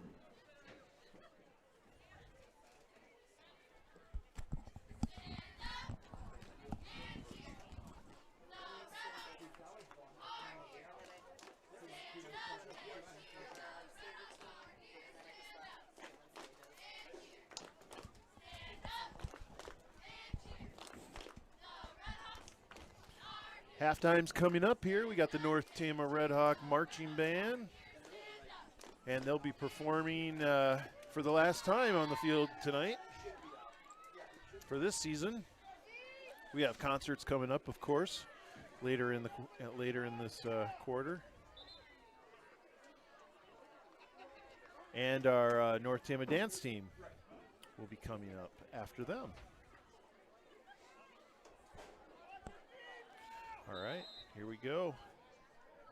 It's 4th and 9. He's back to pass.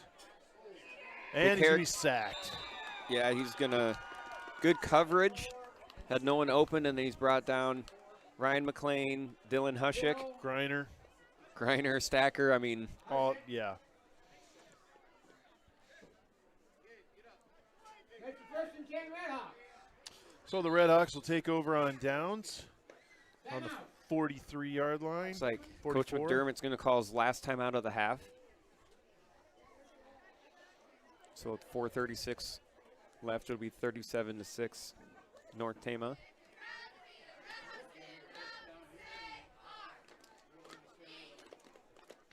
A lot of penalties this quarter, not making for a happy coach.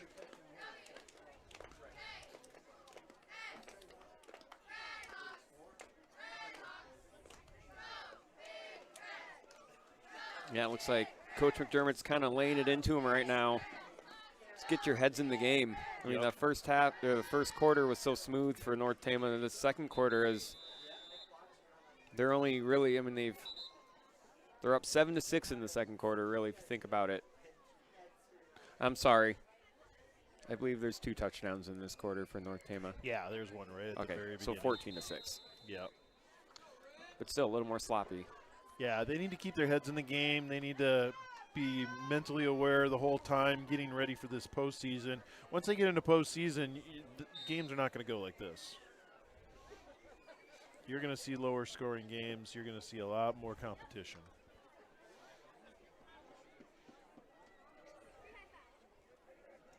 All right, Redhawks ready to go. 1st and 10 on the 43.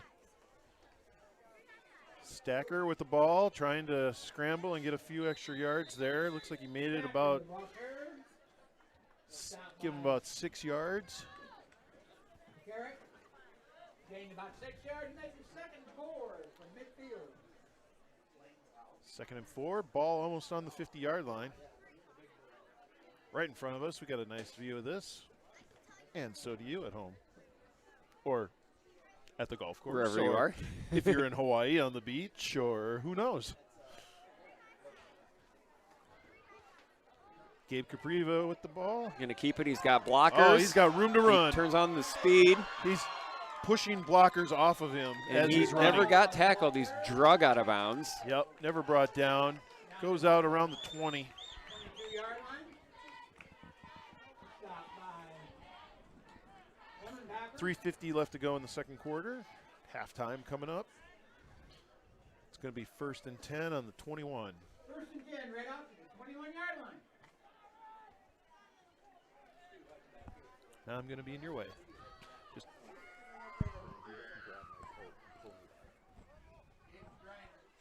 Griner going to go right up the middle. Broke one tackle. brought down after a couple more steps, but got some good yardage there. Looks like you got another first down. First and goal, Redhawks, the 9-yard line. First down on the 9. Goal to go. Capriva back at quarterback. Hand off to Griner, right up the middle. Huge hole. Not even touched. Nope. Had to take a little side step, but basically walked right in for another Red Hawk touchdown. What's a new lineman in there? Hill, Rouse, Kuchera, Brubaker.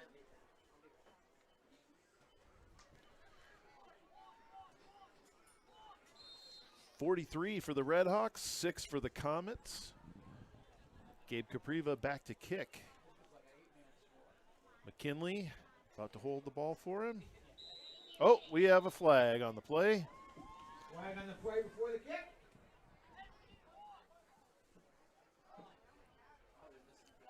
We Offside. offsides on the Comets.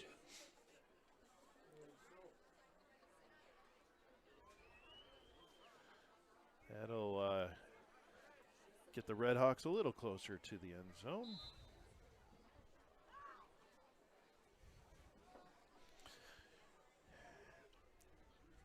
North Tama marching band ready to go over in the corner of the field there. Capriva back to kick, right down the middle, all good. 44 for the Red Hawks and 6 for the Comets at 3 minutes and 22 seconds left in the second quarter.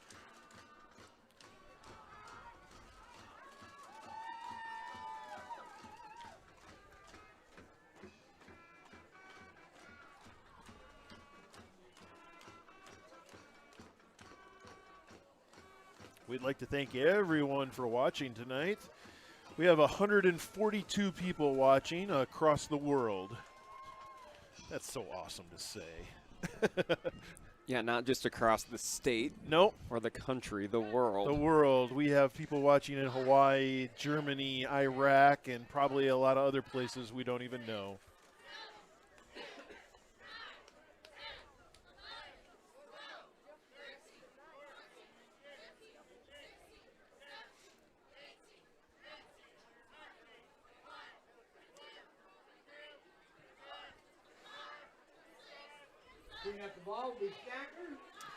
If you are watching on our YouTube channel, we would appreciate if you'd, at the end of the game, back out a little bit and click on that subscribe button. Doesn't cost you a dime. No commitment or anything. Basically, that's just helping us get some more subscribers. And then when we reach 1,000, we'll be able to do some really cool things with some mobile video streaming. Comets are bringing this one back a little bit.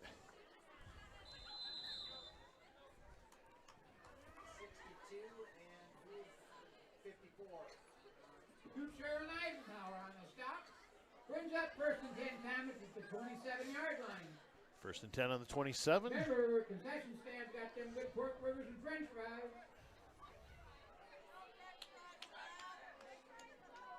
I can't wait till we bring back the white numbers on the field. It is hard. I don't even see them anymore. Yep. Do you see them? It's hard to see those red numbers on the field. Yeah, I can't see them. Well, and I have to admit I am colorblind, so that does not help. They are red, just to let you know. Mason brought down in the backfield there. Might have lost a yard or 2 or 3. Yep. Looks like Corey Eisenhower met him. 3-yard loss. Down to 3 minutes here in the second quarter. Halftime coming up shortly. It's going to be 2nd and 13 on the 24-yard line.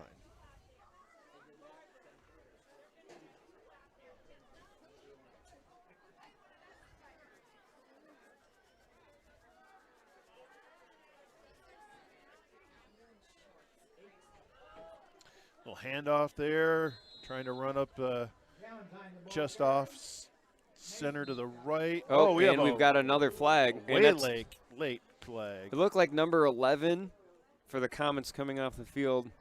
Colton Keller, I'm speculating, said something because We're watching the white hat here. the official. Oh, maybe not. Never mind. We've got a Double. unsportsmanlike on. Nope. It was on white, not On white. not on North Tama. I think they had that wrong. Speculating it was him because he came off and the ref right next to him threw a flag, so it must have said something. It's going to back him up half the distance to the goal.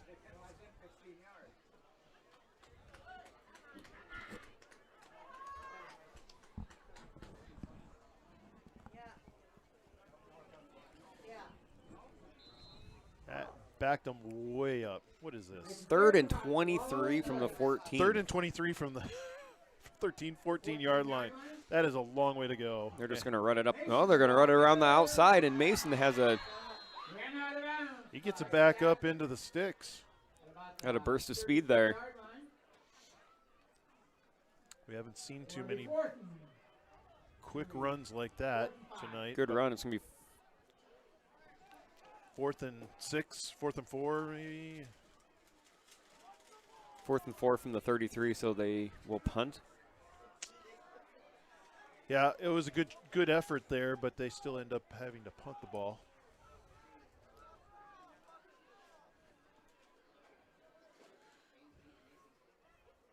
Redhawks are ready to go, and they're trying to get another block, but It was a better punt this time from the Comets.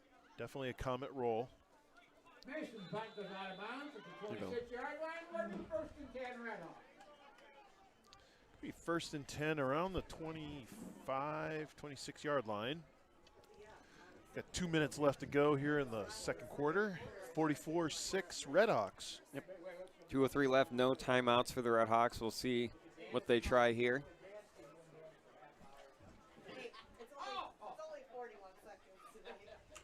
We're up to 158 people watching. Good. Welcome, welcome everybody. Redhawks are doing pretty good, having a little trouble with some penalties here and there, but we are up 44-6. Gabe Capriva back at quarterback, looking back for some reason. He's looking at the official to start the clock. There we go, a little handoff to Stacker. Running, dodging, trying to leap over, but I think he got caught up there. Should have the first down. Yep. He will. 1st and 10 Redhawks on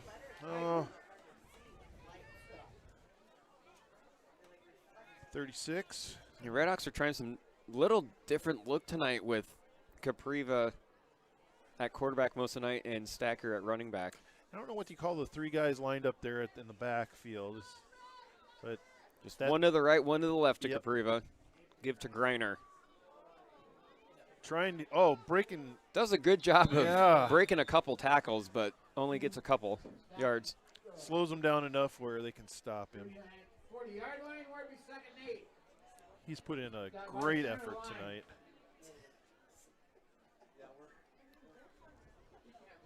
Pennell coming back into the game.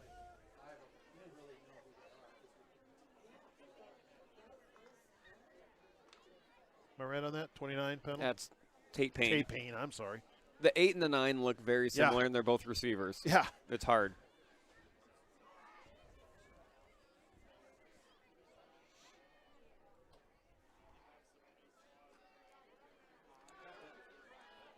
Gabe Capriva going to keep it and try to run around the right side, but he's brought down by number 8. Another late flag where he was taken down. Flag on the play. Capriva the block. Didn't look like a face mask. I don't know what that was. Holding on the Redhawks. Another Redhawk penalty. I'm not keeping track, but that has to be 9 or 10 penalties this half for the Redhawks, and really all in the second quarter. So I'm sure that Coach McDermott will have quite the halftime talk to them about those penalties, and they will get those cleaned up. There will be words at halftime. Yes. Doesn't matter if it's 44-6 or whatever it is. He will not like those penalties. Being the last home game, last regular season game, these guys need to get it together for the postseason. Looks like they're just going to run the clock out here. Little handoff. Can't see who that is. That Weber?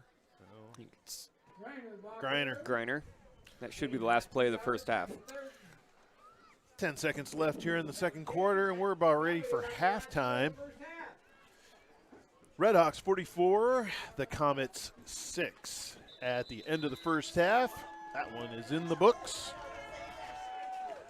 As our teams go off to their halftime locations, our band will be taking the field, and our dance team will be warming up here.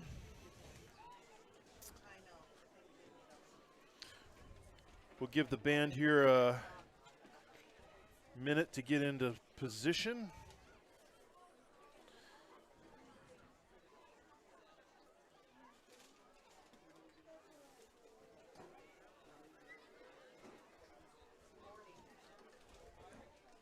The junior high football players will meet in the north end zone. Junior high football players meet in the north end zone.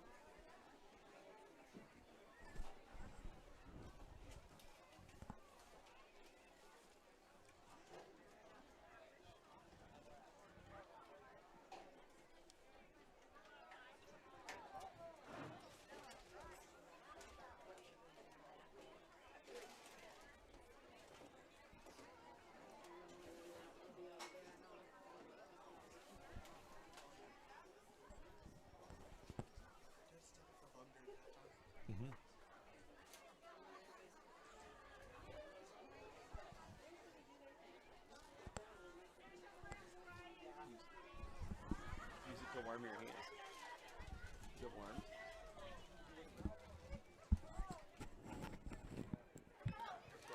And now the North Tama Band will be presenting their last marching band performance for the season. Their show, featuring songs from The Lion King, will include Circle of Life, Hakuna Matata, and I Just Can't Wait to Be King. The color guard is captained and choreographed by senior Linn.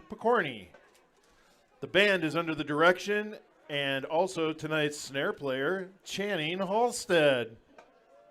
As always, thank you to the music boosters and parents for supporting our programs, not only in tonight's concession stands and beyond. And now, the marching band.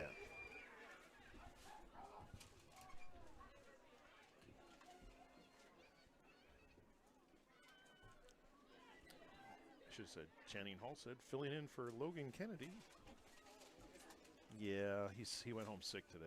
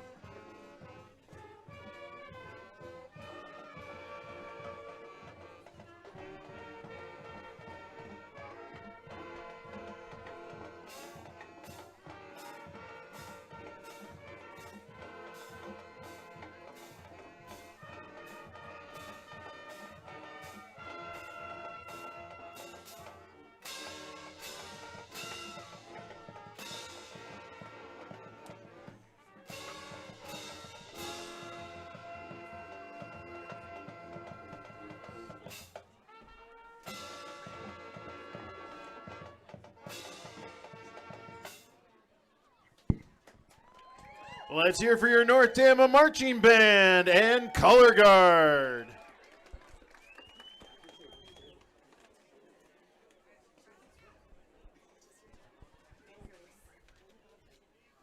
You ready?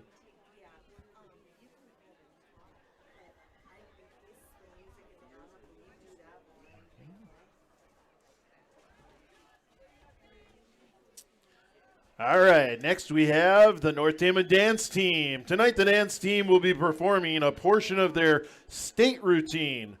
State dance is December 5th at the Wells Fargo in Des Moines.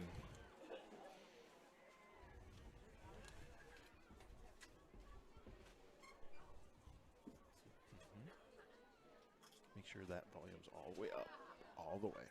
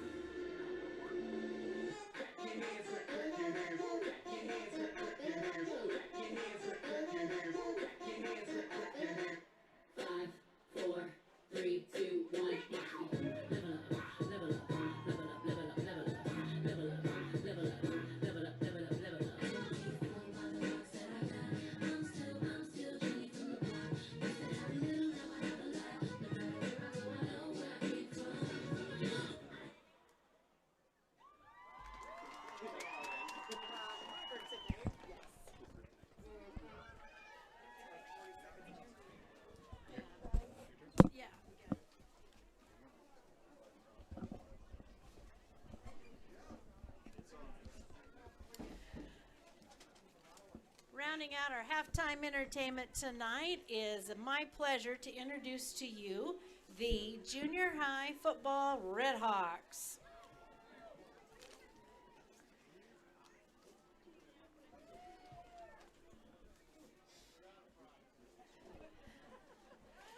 These young men were coached this year by Alex Tagto and Mike Runge, and they had a good season that had a little bit of extra cancellations, unfortunately, due to the rain.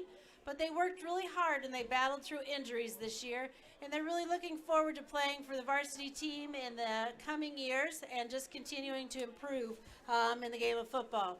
So it's my pleasure to introduce, first of all, the 7th graders. And if you guys want to step forward and give a wave when you hear your name. Josh Dostal, Riley Weston, Tyrus Luker, Colton Kanak, Gavin Roush, Tristan Smith, Colton Kreinert, Mason Hushek, Chaz Hall, Nathan Reese, Gabe Sanchez, Lane Bolt, and Briar Hall.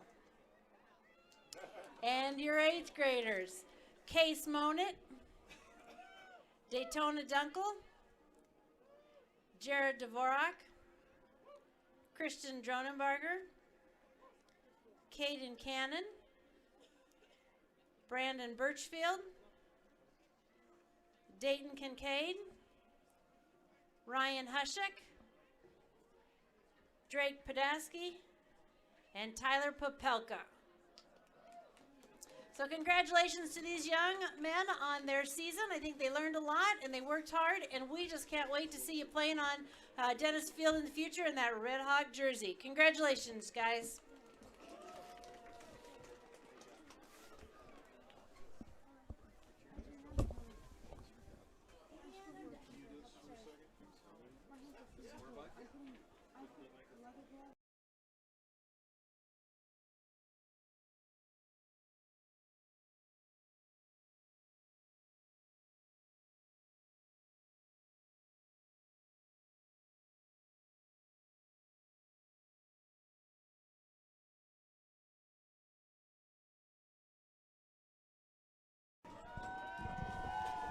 All right, and our North Tama Redhawks take the field as they come back from their halftime conferences.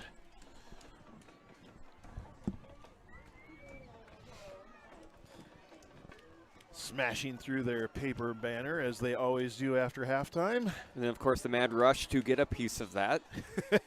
Apparently, it's like gold. I remember when my kids were in elementary school getting that.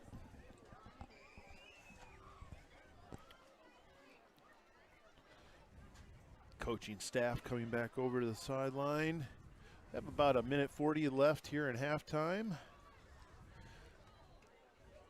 44-6, the Redhawks over the Comets at this point. Redhawks had a really good first quarter. But then the second quarter, their focus seemed to have dissipated, and the penalties ensued. We're not keeping track of stats just yet, but there had to have been 10 penalties in the second quarter. Warmer down south, Joe?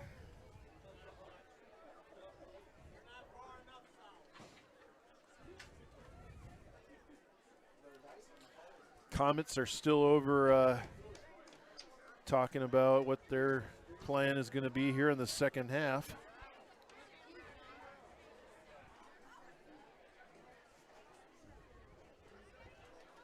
It's interesting to me how different teams can be year to year. You lose a big group of seniors, or you have another big, powerful group coming up from juniors to seniors. Last year, Hudson was at the top of the pile. This year, they didn't make it, and they lost a big group of talented guys. So you just never know how it's going to go.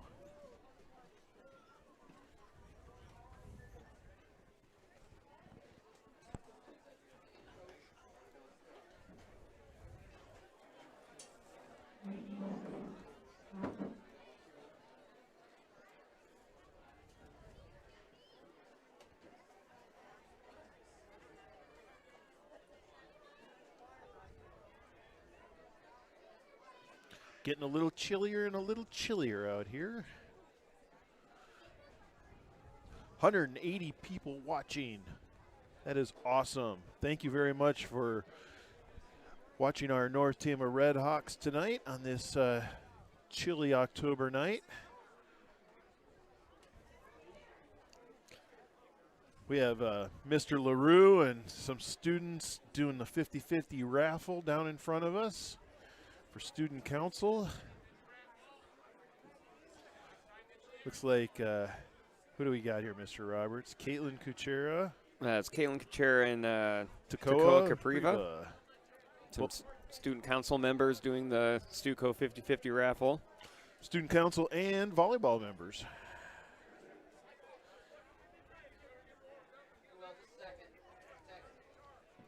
Quick weather update, 39 beautiful degrees. Ooh, we are below 40. Ooh. He just told me last time this year for the football season. And I hate to say the four-letter word, but I did see possible snow. Not the S word. No. That one's, Snow. I mean, might be better than the other S word, but yeah. maybe a little snow next week. We are getting close to that. We are. Time to put my lawn furniture away.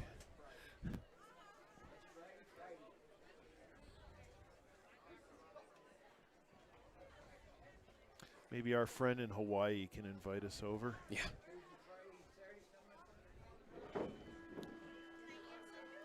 All right, that horn signals the end of halftime as the Redhawks are heading out onto the field. And they will be receiving the kick.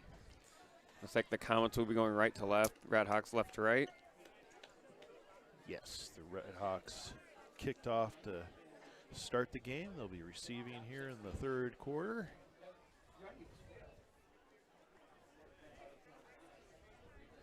Even though it is under 40, we still have a good group of fans out here braving the cold. As we start the third quarter, it's 44-6 Redhawks. We'll see if any of the halftime conferences will smooth out some of those penalties we were seeing in the second quarter. Do your job, Linn. Do your job. You know your job? Who do we got back here to receive? Looks like Tate Payne and Gabe Capriva. Two of our fastest guys. As the Comets kick it off. Gabe Capriva receiving. Doing sort of a wedge. Capriva getting around the right side, down to about the 47-yard line. Good return. He just kind of hung out behind his blockers for a while, then took it outside. Yeah, his seam kind of collapsed there and almost made it back to midfield, 50-yard line. 1st and 10 on the 48.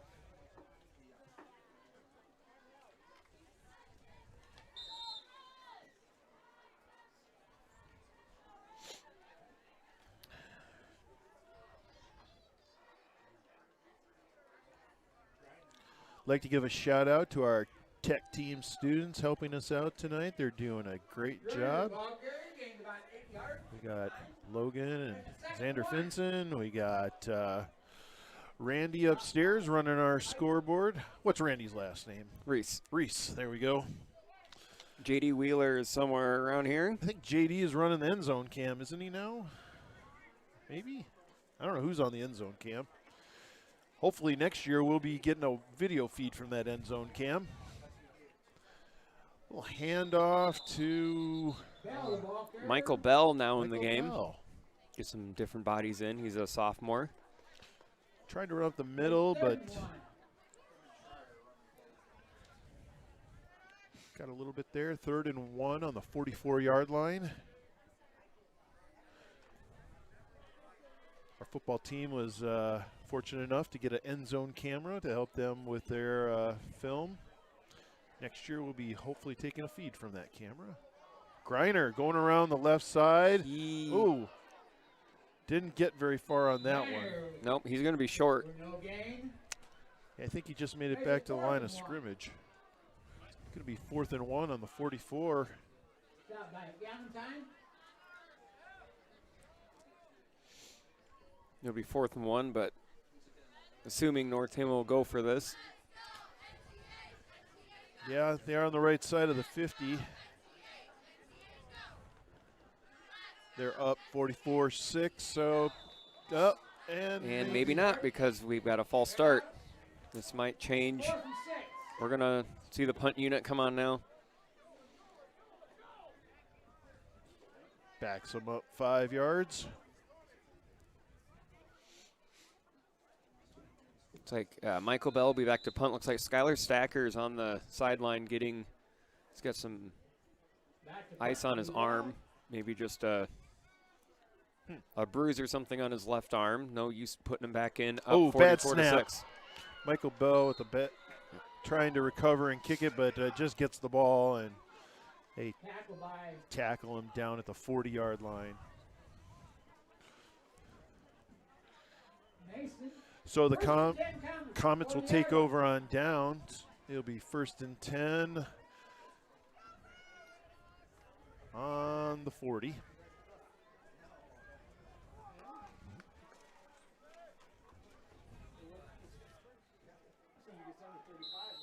It's like in for Stacker, and linebacker will be Logan Roush, probably getting some more reps here. Comets hand it off to their running back. Try to go straight up the middle, but no luck. Mason, the ball carrier, stopped by Zach Griner in the backfield. He lost 2 yards. Mason lost 1. It's going to be 2nd and 11. 41. 2nd and a long 10 on the 40-and-a-half-yard line. Comets are lining up in an I formation. Going right up the middle. Gain of a couple there, 2 or 3 maybe. McLean on the stop. Gained about 3 yards. 2 yards. 38. Get a little closer. 38. Yeah.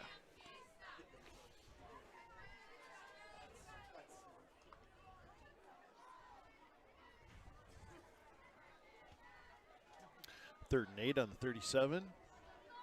Comets still lining up in an I formation. Little hold there for Mason, but he'll be brought down by Eisenhower. Mason 4th.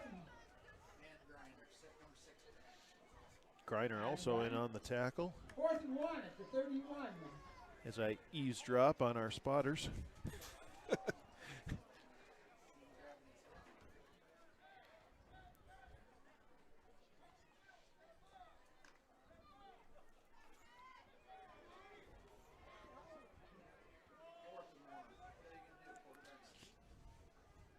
Fourth and 1 here. Comets trying to go right up the middle. I don't think he got it. I don't think he got it either. We'll see what the officials think. Looks like he had to get to the 30. Looks like he might be half a yard short. Yeah, that's almost enough to measure, I think. Oh. Nope, they're not even going to measure. It's going to be North Tama ball. So the Redhawks take over on downs after a failed 4th down attempt. Nope, they are going to. Oh, no, we have an injury. How do we have a Comet down? Huh. That was a late injury. Or something just happened there. Maybe just a cramp, hopefully. Maybe. With as cold as it's getting, those cramps are probably going to come pretty easy.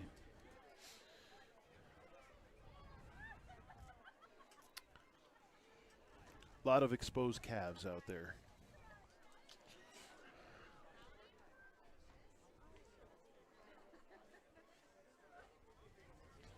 He's up.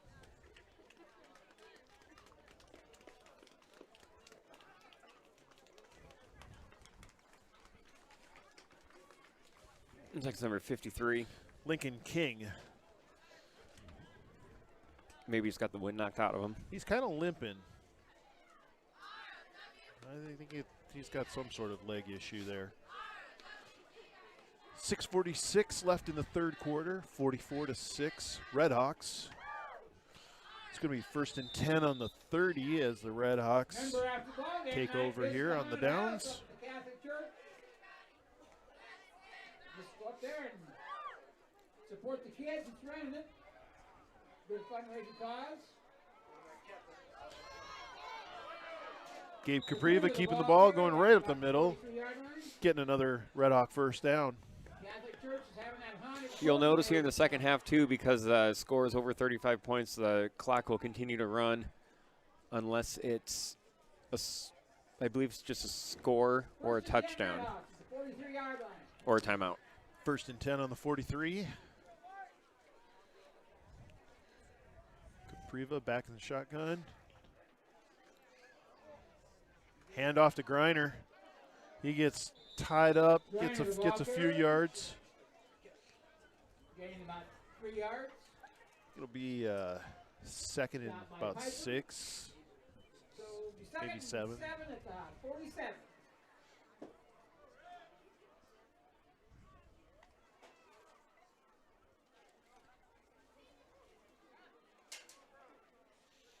Number 6, Adam Griner coming into the game, bringing in the play. Dylan Hushik, our center. We got 2 wide, left and right, but he goes right up the middle. Big hole for Capriva. Brought down by, I want to say number 8. Good enough for North Tama first down. 1st and 10 Redhawks, the 41-yard line. Stopped by Mason. Mason in on that tackle. Mason seems to be the Comets utility player. 44-6 Redhawks marching down the field. It's 1st and 10 on the 41. Capriva back to pass. Yeah, it goes long to number 29. That's Tate Payne for a touchdown. Right in there. That pump and go again. Redhawks are up 50-6 now over the Comets. Tried that play a couple times and it worked. Payne got behind the defender and perfect pass. That was a sweet pass right into his arms. Capriva attempting the extra point. And now, after Capriva, 34 left to go in the third quarter.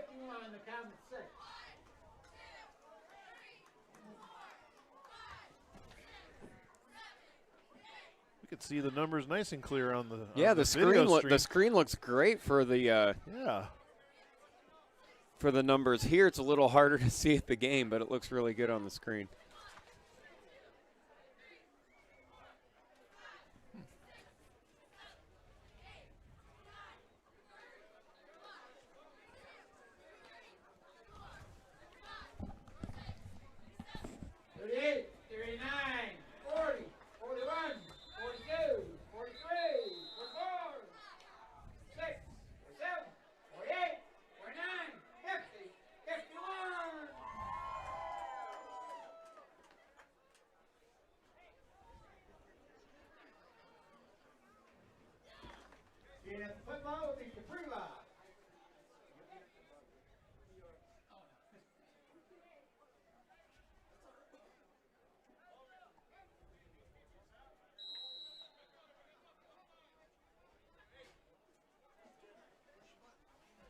Might have had some technical difficulties there if you didn't see the screen for a little bit, but we should be back on and ready to go. Looks like we had a little glitch. Didn't miss anything. It was right after the touchdown, so no play.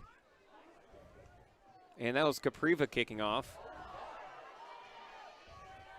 Be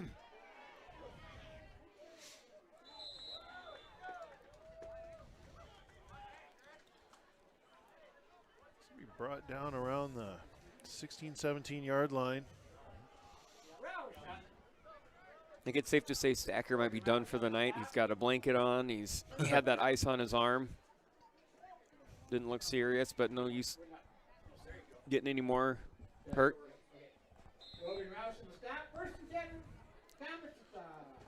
Yeah, he's icing there. He's got a big bag of ice on his Yeah, it might be wrist. just a wrist. And it's his left wrist. He's right-handed. Maybe he just got stepped on or something. Nothing serious. At this point of the game, he doesn't need to be in there anyway. Nope. Oh, there's a fumble, but I think the Comets jumped right back on it. No, the Redhawks have it. I don't know who jumped on it. Recovered by McLean. Ryan McLean with the recovery. Great job by the Redhawks. I there. saw it pop out, and I thought the Comet had jumped back on it, but it didn't. Guess not. Ryan McLean will jump on it. It's going to be 1st and 10 Redhawks on the 21-yard line. And it looks like we have a bunch of starters coming out of the game now. We're going to get some other people in. It's 51-6 at this point, and it is still only the third quarter. Yeah. Devin McKinley is going to be quarterback, and we're going to have timeout for North Tama, maybe for Coach McDermott, just to, with this new crew in. Yep, looks like we're going to have a lot of new names to new say. names. Looks like Hushik's going to stay in at center, but looks like McKinley's going to be the quarterback. So we'll get as many of those names to you as we can. It's people you might not see as much, but it's good to see them in the game. Looks like Ashton Bradley's out there. Caleb McKiernan. Michael Schreier. Nathan Kachera. Who else is on the line? Breck Hume. Logan Brubaker. Probably all of our JV. Logan Roush. New quarterback will be Devin McKinley. Some other, like, see Ashton Bradley out there. He gets a lot of time. Hushik's going to stay in at center. That's probably a good choice. Yep. And in the backfield, McKinley will be Michael Bell and Michael Schreier. McKinley lining up with the side-by-side running backs there. Oh, it's a little slip in the back. Give to Schreier, and he tries to cut, and he slips. Get your tickets out for 50-50.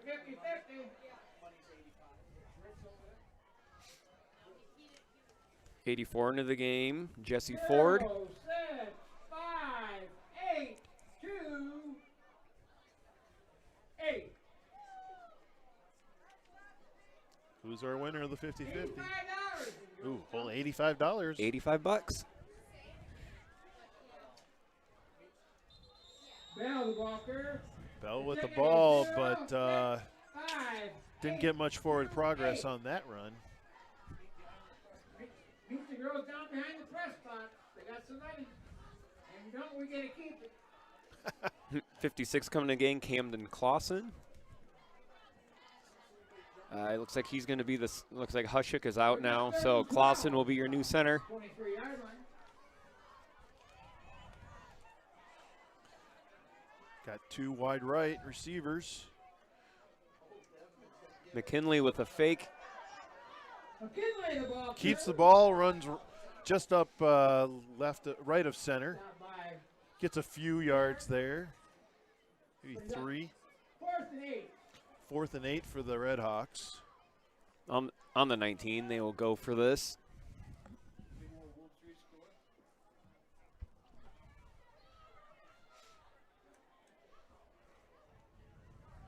Field goal, field goal, field goal. Why not? No? Well, Capriva's not in the game. And neither They is will go Stacker. for this. Yep. What kind of arm McKinley has? Oh, he's going to go for a pass. He's passing it deep. Oh, almost intercepted. Incompleted pass.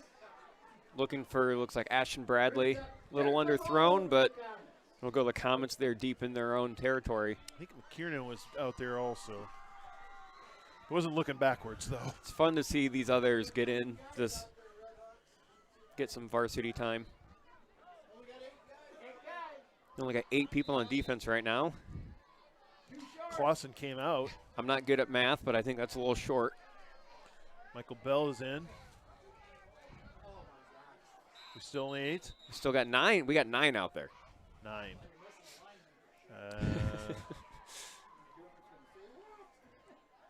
Do we take a timeout for that? Assuming that coach took a timeout. Or defensive coordinator, Mr. Griner there might have.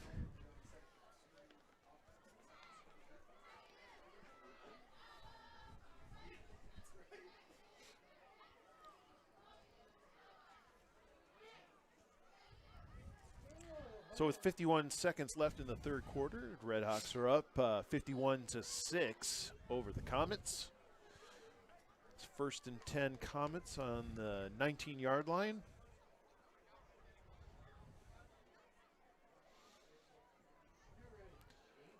Most of the all of the Redhawks starters are out. I only see 10 still. Now we've got 11. There we go. We're good. 84, Jesse Ford coming into the game.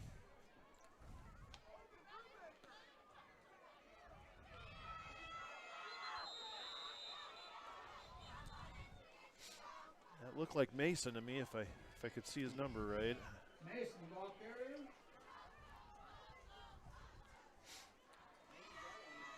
Couldn't tell who had the tackle. 30 seconds left in the third quarter. Clock's still running. Shot by the center of the line.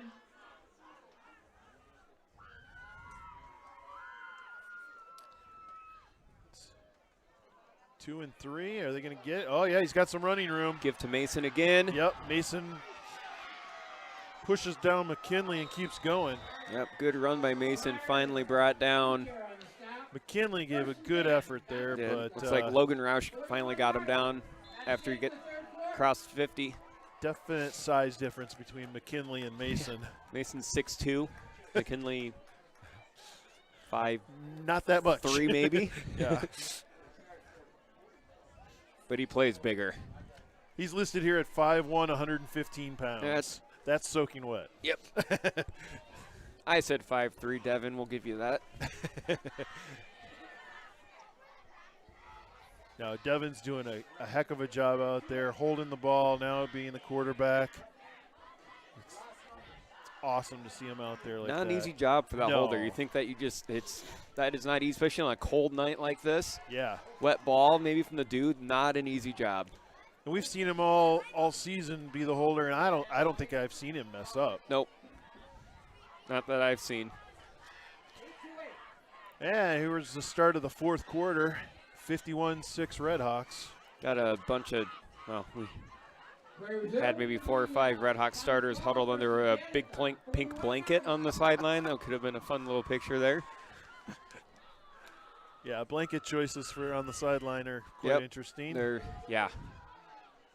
Oh, and they breaking through a few guys over there.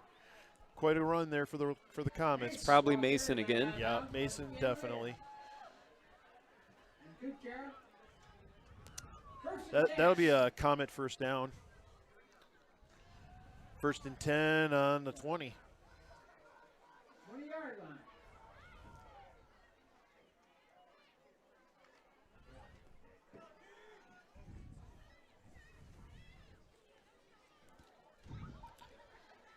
Comets in an I formation, handoff. Tries to go right up the middle. There's a better job for the defense. Yeah, he gets a few yards on that, but not much. It's like maybe Zane Nelson and Nathan Kuchera with the tackle. It's going to be 2nd and 6 on the 16-yard line.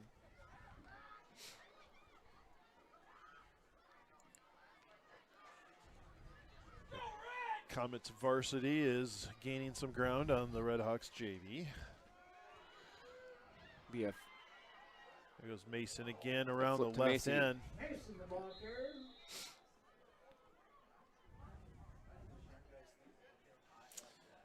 First and 10. First and goal with about the 3-yard line. Comets in scoring position.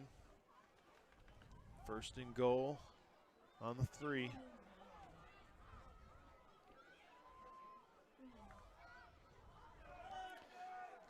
This is some good experience for the Redhawks. These are the guys that are going to be out here next year.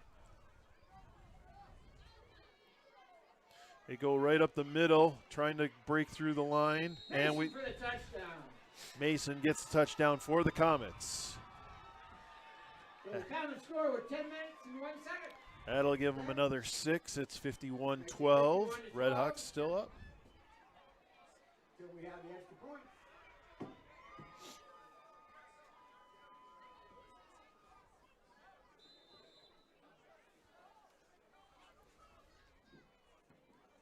Hoffman will be attempting the extra point.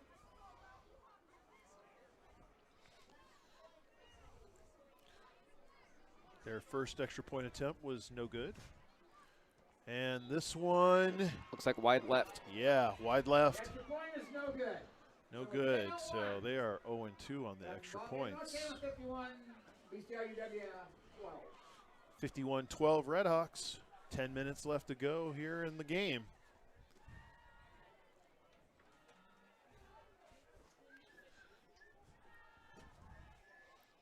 Looks like Miss Giblin has told us now that Devin is taller than 5'1" because she can confirm that he is taller than her now. She not the tallest person in the world. And if he grew, he probably gained a couple pounds too. Here you go. So 5'1", 115, not anymore. So we're sorry. Thank you, Miss Giblin, for confirming this with us. 157 people still watching tonight. Thank you very much. If you do have any comments or suggestions for us, feel free to stick them in that chat box. This is our first season of streaming Red Hawk football and Red Hawk volleyball coming up, the winter sports. So we are learning every time we broadcast. Looks like McKinley and Schreier back deep. Back deep was Schreier McKinley. 10 minutes left in this game. That one may be going out of It's bounds, out. and it will. There's a flag. So it should be up to the 35.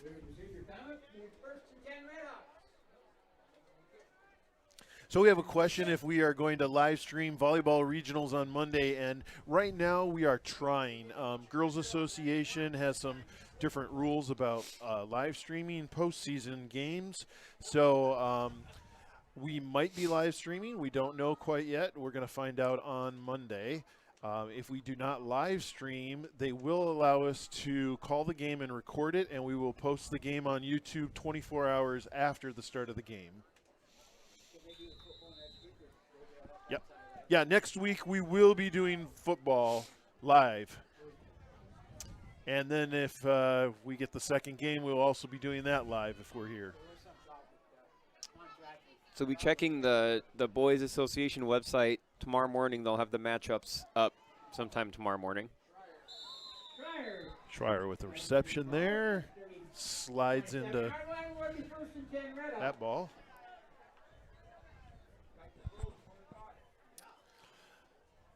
Clock counting down to 9:46 now, continuing to count because of the score. We do have a BCLUW question about the first touchdown for the Comets. I know it was a pass that was the fake handoff, and then Pekarik passed, and we couldn't see the number. I want to say it was 89 Jack Hughes. It looked like an 8 and a 9. It's so hard to see from where we're from with their numbers, but if that's my guess, that's what it would be. So we apologize, but McKinley with a good run right up the middle. Oh, nice. 16 yards for McKinley on that run. That gives Redhawks a first down. Just so the people watching know, you can scrub backwards on this broadcast, and you could check out the beginning of the game. You might be able to pick it out on the video. If I remember correctly, it was near the beginning of the second quarter. Yeah. When BCLUW had that first touchdown. McKinley under the center. Hands it off to Schreier. Breaks a couple tackles. Good run by Michael Schreier, 10 yards. 10-11, another first down. Good, he's a freshman out there. That was an awesome play for those guys. McKinley, a sophomore.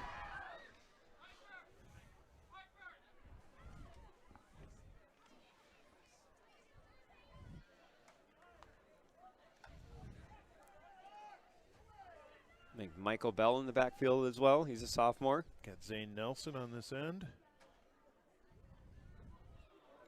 Kinley's going to let the clock run down.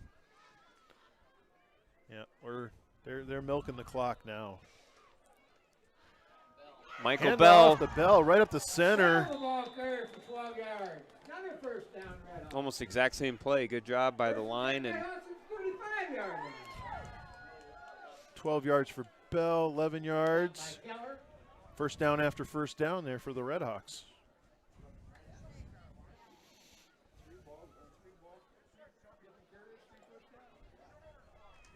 Just so everyone knows, once we are done with our broadcast, they will be archived on our YouTube channel. You can go back and watch the game as many times as you'd like. McKinley under center. Trying to get the defense. Schreier with the ball going. another good run. Another 8-9 yards maybe. I think that's another first. That Oh, might be that's- another 12 Yep, yards. 12. He's got another first down. 24-yard line.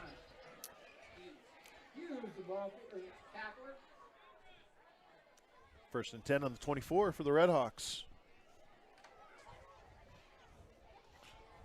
Down to 152. Where did those 30 people go?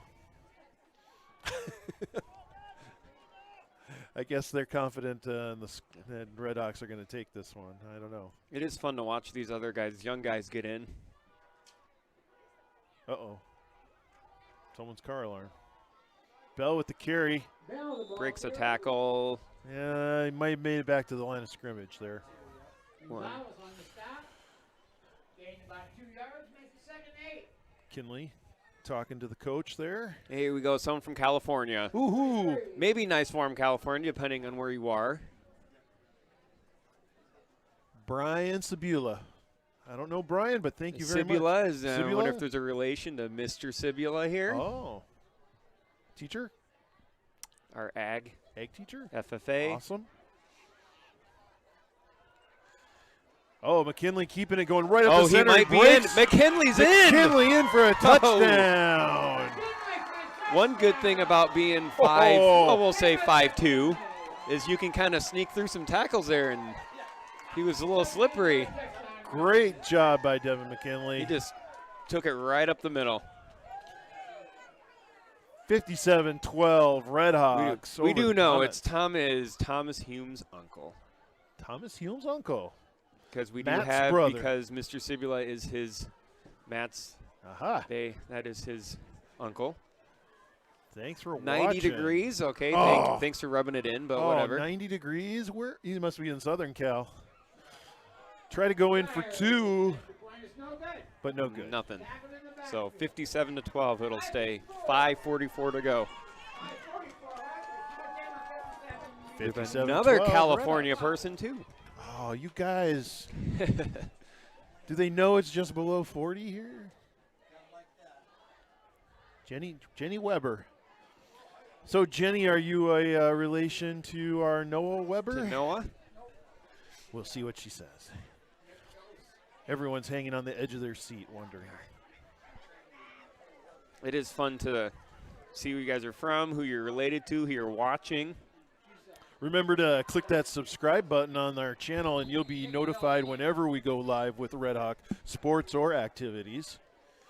The tech team that was created to do this is going to be doing other events, not just sports. So if they have special speakers at school, pep rallies, homecoming, prom grand march, we'll be doing all sorts of things like that. And I do know I'm pretty sure next Thursday there will be a pep rally. We've got hopefully a volleyball game Thursday to get past Yep. Monday, be home game, and then football Friday, and then Sam at state cross country on Saturday. I'm going to go out on a limb and say we're definitely going to have volleyball on Thursday. Yeah. 5:44 left in the game. It's 57-12 Redhawks after that explosive run by Devin McKinley to score that touchdown. Great job. And it looks like Aiden Stacker will be in kicking the ball. So we go from one stacker to another stacker. High flipping type ball. This is 89 Hughes with a good return. Oh, He's met hard by Aiden Stacker, the kicker. He's a freshman. he took a hit there. He did. So we lose one Stacker after this year, and Coming in with another stacker. we'll lose one Stacker. We've still got one that's a freshman. Yep, very athletic family.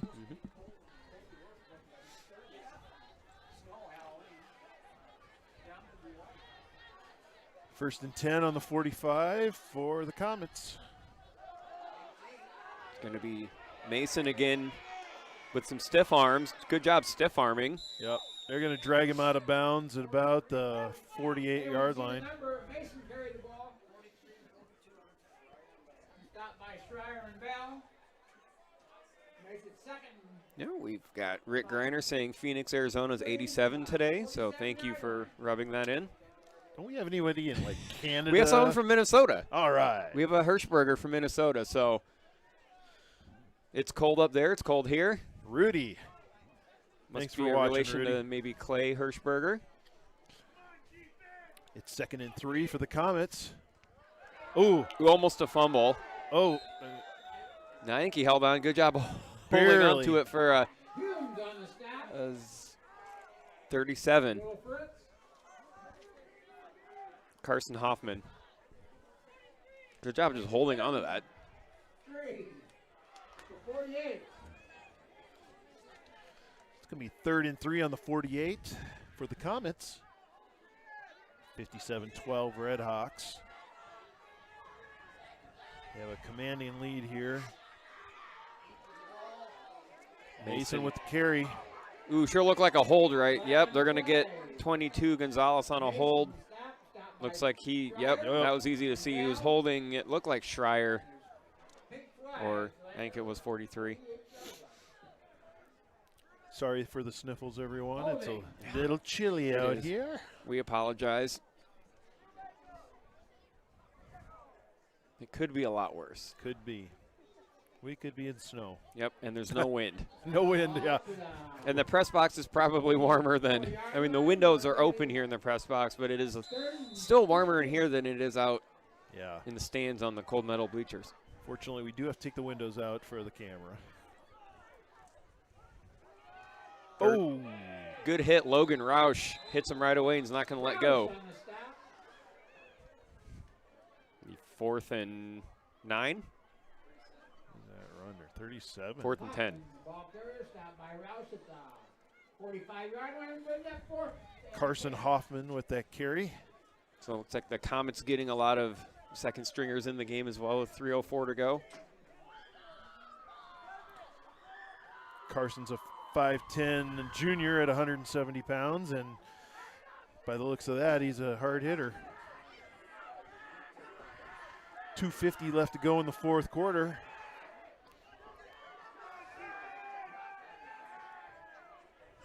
Comets punting. McKinley's back. They're going to let it go. Ball's down at the 32-yard line. 1st and 10 Redhawks. Redhawks take over the ball on the 32. 2:25 left to go in the 4th quarter here. This win will put will top off the Redhawks season with a 9-0 record.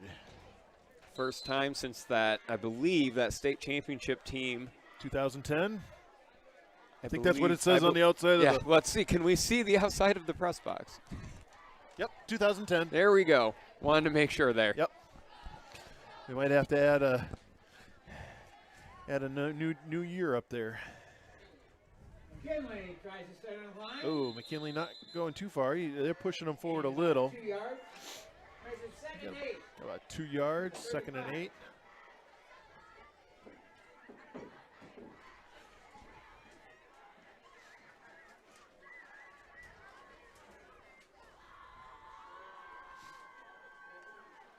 Red Hawk coaches are leaving the press box.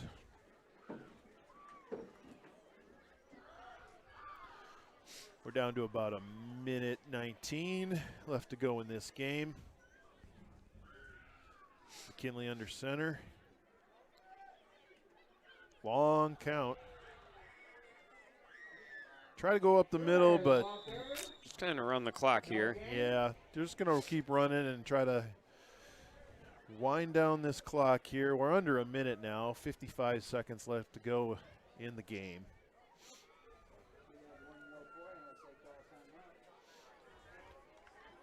See if we can get some scores here of Oh, relevance. Grundy Center and Wapsie Valley are tied at 14 ooh. in the first overtime. Yeah, That is a big game tied here. at 14. I know Grundy, a lot of people think they will probably be in the playoffs, but maybe with a loss, maybe not.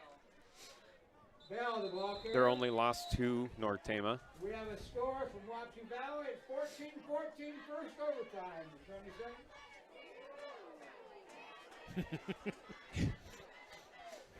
Hudson is leading East Buchanan 33-20. That's another district game, but that'll be the end of the game. Redhawks undefeated season, first time in 9 years. 57-12 over the BCLUW Comets. Congratulations, Redhawks, on your 2019 perfect season, 9-0. A week from today, we will have a playoff game, most likely here at Dennis Field. We will find out either later tonight or tomorrow. We have volleyball postseason coming up on Monday right here at North Tama versus Collins Maxwell. And then volleyball on Thursday, and I do not know who that would be. I believe it'd be Montezuma or somebody. Or somebody. I really don't remember the other team, but be looking at the school Facebook page probably tomorrow morning for information on next Friday's game opponent. It'll most likely be here at 7, and we'll see who the Redhawks will play in the first round of the playoffs. All right, well, we really appreciate everyone watching to the end of this game. We're still at 156 viewers. Thanks for sticking around. Like I said again, click that subscribe button. That'll help us out later on. We have some great contests still coming up in this fall sports season, so be sure to be watching. I don't know what to say about this game. The Redhawks had some penalty issues that they really need to overcome if they're going to do well in the postseason. All in all, a great showing by the Redhawks. Pulled out the starters in the third quarter, and I think that was a good decision. I thought they went a little bit long in Postville and keeping the starters in, but they were coming off that forfeit bye week, is what I like to call it. Yeah, really. So you wanted to give them a little extra time than they would have. Yep. So that's probably my guess. I haven't talked to the coach, but that's my guess. So I guess that about wraps it up. My name is Keith Kennedy, and I'm here with Tyson Roberts, and we will both be back here a week from today. So have a good night, and go Redhawks.